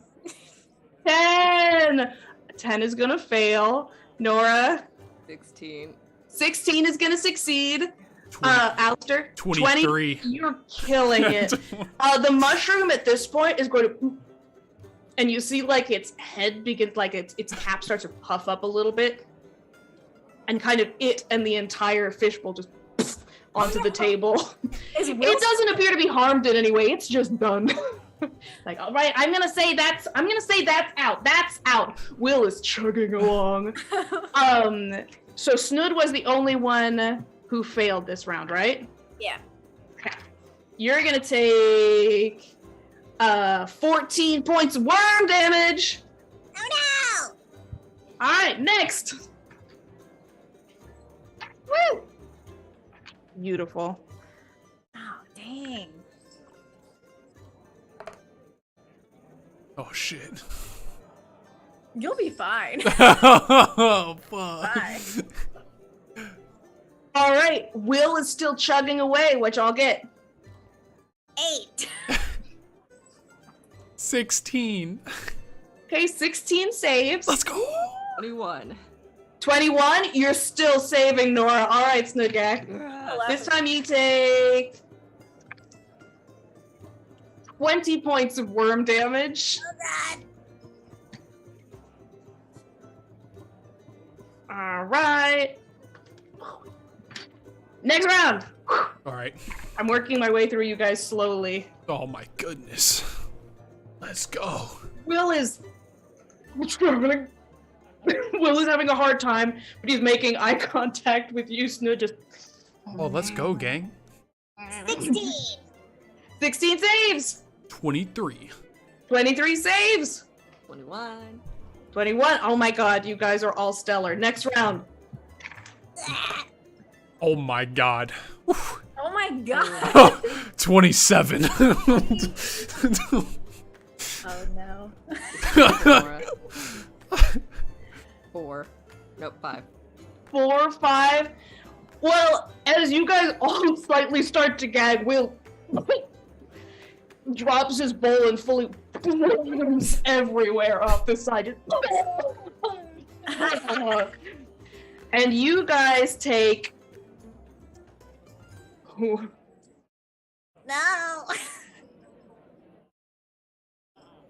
29 points of worm damage. Snood collapses. Is that everybody down? Full legs in the air. The second this happens, Nora's like, just like hurries off to throw up in privacy somewhere. She already won. She just needed Snudyak to go down first. Yeah, she's like, oh thank god. So Alistair, if you can make one more save, you are the undisputed winner and king of the fair. That's right. All right. Don't fail me. No. I think I have one luck left. I think I got 2. I could be wrong though. I don't remember. You can do it. I'm going through. For your sons. I can't wait for someone to play a Warforged version of Jeffrey in some later campaign. Oh! I got a dirty 20.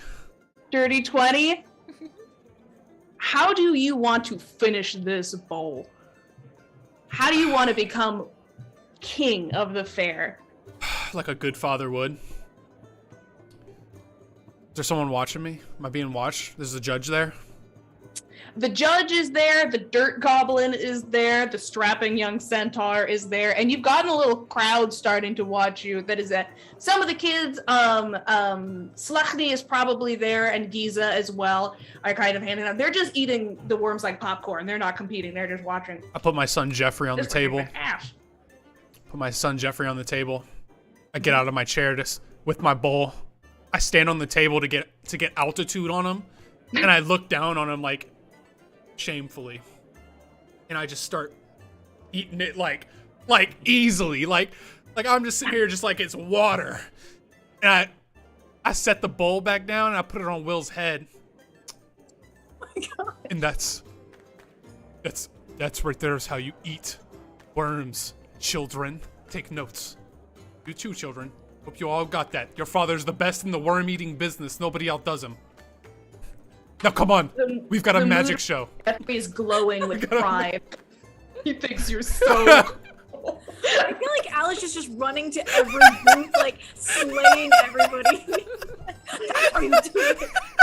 It's like Alistair's having a good night. It's just a bunch. He's high on coke. It's just a bunch of children, and he's just smashing them in carnival games.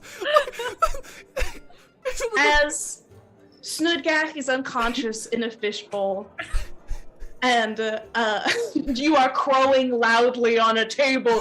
That's what you fucking do it, son. Take and notes. Somewhere in a tunnel of love, some tunnels are being loved. I'm so sorry. Miss Nora, you run off to vomit. And the scriptures that you have been poring over today, there is something that is more powerful than a witch's magic alone. Because there is something that is more powerful than a goddess's magic alone. And it is the combined force of many gods or many believers, the unity between them. When the followers of Mephisto come together, their magic is much stronger than it could ever be alone. And you think the same might hold true for a coven. That when witches come together, the magic might be more powerful and harder to destroy, and might even outlive them if any of the others survive.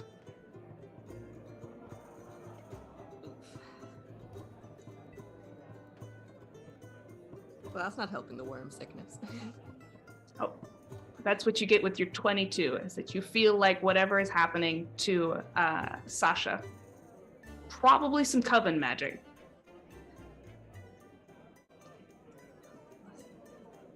She's gonna ruminate on that, I guess. I'm sick in more than one way, and she thinks, so what's gonna have to happen? As you are sick into that bush, you can see Sasha and Lotus make their way onto the Ferris wheel. And as you guys are kind of guided to your seat by a sweet, long-nosed, olive green sort of goblin with droopy ears. Come right this way. Go ahead and sit down. Sasha's got his little journal in his lap, and he's looking over you and looking back. And as you guys start gaining some altitude, you can look out over what is the rapidly dimming landscape of late evening as this warm oranges and reds and magentas are reflecting off of the leaves of the trees of this enormous, vibrant forest, and the laughter and the voices of the happiness of the fair down below of what you helped achieve kind of bubble up. And he looks at you with his hands kind of folded in his lap. I was thinking,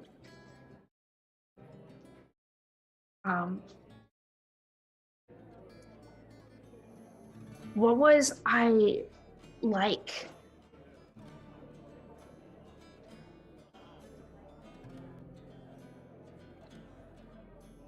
To be honest with you, you were fairly similar to the way you are now. Adventurous, very inquisitive, always asking questions, always getting into trouble. Well, that was both of us, actually. But you always wanted to be helpful. You always wanted to impress me. And to be honest, this trip, even though I didn't know it was you most of the time, you have been.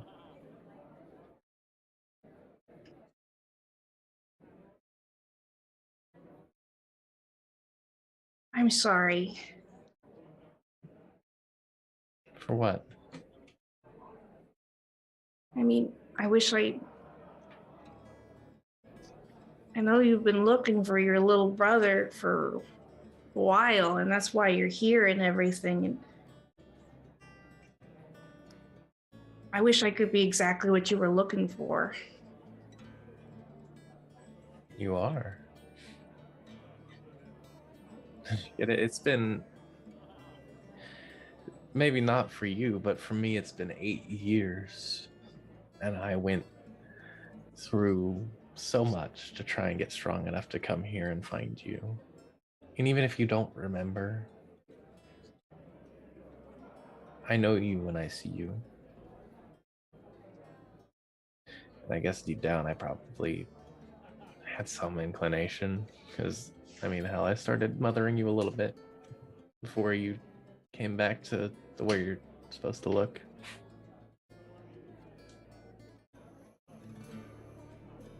You are just fine.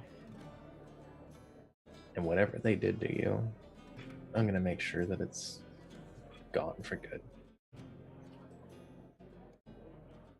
Okay? You don't have to be sorry for anything. Thanks. Of course. It's gonna hug him again. Hold him tight. Even if I don't, remember what you were like before, I know you now, and I'm really glad you're my big brother.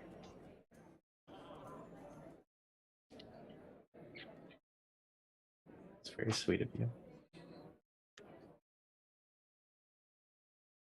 What's that one?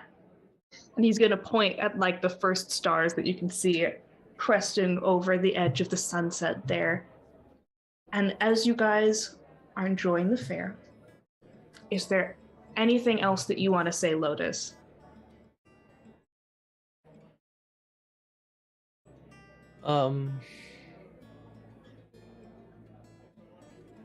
He'll probably keep an arm around him as he begins to jot things down. But he'll give him another little kiss on like the side of the forehead and a little temple and be like, I love you.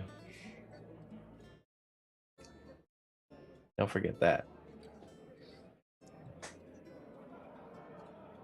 think I love you too. We're crying. We're not letting him see. Downstairs, on the fairgrounds, on the table, covered in worm slime. Alistair, I need you to make me a wisdom saving throw. You're muted.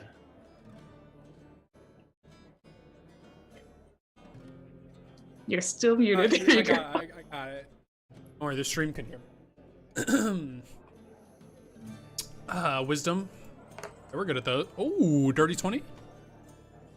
Dirty 20. Dirty 20, right? Yeah, dirty 20. Okay. As you are crowing and Alistair's had a great fucking evening.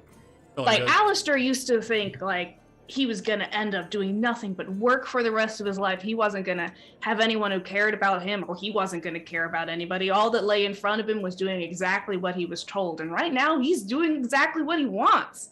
Right? Yeah, I get to do what I want, and I've started a family, and they told me I couldn't. Yeah. You are doing what you want, right? Hey? Right? Right? I think so. You see, just out of the corner of your eye, it was just passing the strapping young centaur there. Maybe one silver thread. It's the worms. Giza again. You saw them on Giza earlier. Those just at their joints. And then on Cradlefall. Oh no, but that's your son. You love your son. Jeffrey. Snodiak. Melanora barfing into a bush. Apparently that's puppeted too. All the little goblins. Tobias on his father's shoulders. You see thin silver threads coming up from the Ferris wheel. You see some very tangled silver threads emerging from a tunnel of love. And you see, looking down at yourself, thickly jointed spots where bits of your body meet each other, looking a lot like the little mannequin-style dolls that you've now seen a couple of times when you defeated that Harangan bandit. And then when you defeated the witch just now. You see yourself like that for just a moment. And then you blink. And then it's gone. And you look down at your sword that you have there, and that's from Bavlorna Blightstraw. You know it's from Bavlorna Blightstraw, and there's not a silver thread wrapped around that handle. You know that you're free, right? Yeah. I chose to go a different path. I've chose a different person who let me be my own man. Yeah. You did. Yeah. And you shake your head. And the threads disappear. And that's where we're gonna end tonight's session. Whoa. Party zone! Okay. Thank you to everyone for joining us tonight. This was a fun session. I like getting to do all the random games with you guys and let the characters be happy for like 5 seconds and then destroy it for them. I've got some final announcements to yell through, and then our darling Dylan is going to give some personal thanks to those of you who joined us tonight. Maybe? What was that sound? Sorry, I was hyping up my thank yous. I had to get. Yeah. So he's going to be thanking you who joined us tonight. I will preemptively thank you. You look gorgeous. You're stunning. You're spectacular. We love you. If you enjoy our work and our show, and if you think we're spectacular and you love consider supporting us with a sub or use your free Twitch Prime sub. It takes a lot of work to bring you the amount of content that we bring you every week, and we love doing it, and the best way to give your support is with a sub. You get exclusive emotes, and you get to see some secret stuff on our Discord server. Additionally, you can also catch up on all of our shows on our YouTube, so follow us on YouTube. If you're a subscriber, you can also look through all of our VODs of all our previous episodes. On our YouTube, we also have after shows and other behind the scenes videos like that are super fun. So definitely check out our YouTube channel. Otherwise, you can catch us back here. We will not be doing Wild Beyond the Witchlight next week for the purely selfish reason that I'm in finals season and I don't want to try to do both things at once. So we'll be back the week after that for more Wild Beyond the Witchlight. But you can catch us on Monday nights for our homebrew Dungeons & Dragons game, Fate's End. I am a player on that show, so is Danny, so is Raina. We are just about to do a major boss battle against the Shade Witch Elrixis, who has insulted us all personally, probably most of all Raina's character, if you consider kidnapping her entire family and torturing them to be an insult, which is at least an insult, right? So Yeah, definitely we're gonna fix the situation. I would like to mention to you around that time, actually, I think 7:30 Central Standard, actually same time, this coming Monday, we are doing a Stargazer's Guide to Aurora one-shot on Dungeon Scrawlers. So you can catch that show too. Yay! Awesome! That's fantastic. Definitely, absolutely check that out. We're so excited to partner with Dungeon Scrawlers. I think we retweeted the info on that recently, and we will also make sure that you guys know how to get there. We're very excited about that. And we're probably going to raid them after this, so. Oh, rad! So you'll be able to find them. Give them a follow. Make sure you know what they're up to. I think that that's all that I have to yell about. Otherwise, we do have Short Rest, which is a show that pops up occasionally. I believe that the current plan is that if you guys were able to join Danny and I last time for Nickelpar Catboy Paradise, we're putting up another dating sim episode on Thursday night. And that will also be at midnight Central Standard Time of our story beginnings and always. Less Catboys, very sweet, very adorable. Definitely come hang out with us because we had a lot of fun with these episodes. Less Catboys, more choices. Less Catboys, more choices. Catboys are really an illusion of choice.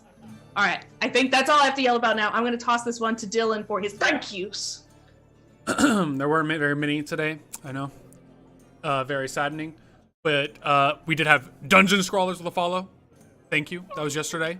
But nobody said it yesterday, so here I am. But I will go ahead and say, Afraid Not, thank you for sticking around in chat. Goofy Vibes, Twitch TV, thank you for being here. Kaz the DM, thank you. Appreciate all you guys. And with that, I will find someone for raid. See you. Dungeon Scrawlers. Yeah. After that, I'll raid Dungeon Scrawlers. I thank you guys so much. See you next time. See ya. Yeah. Bye.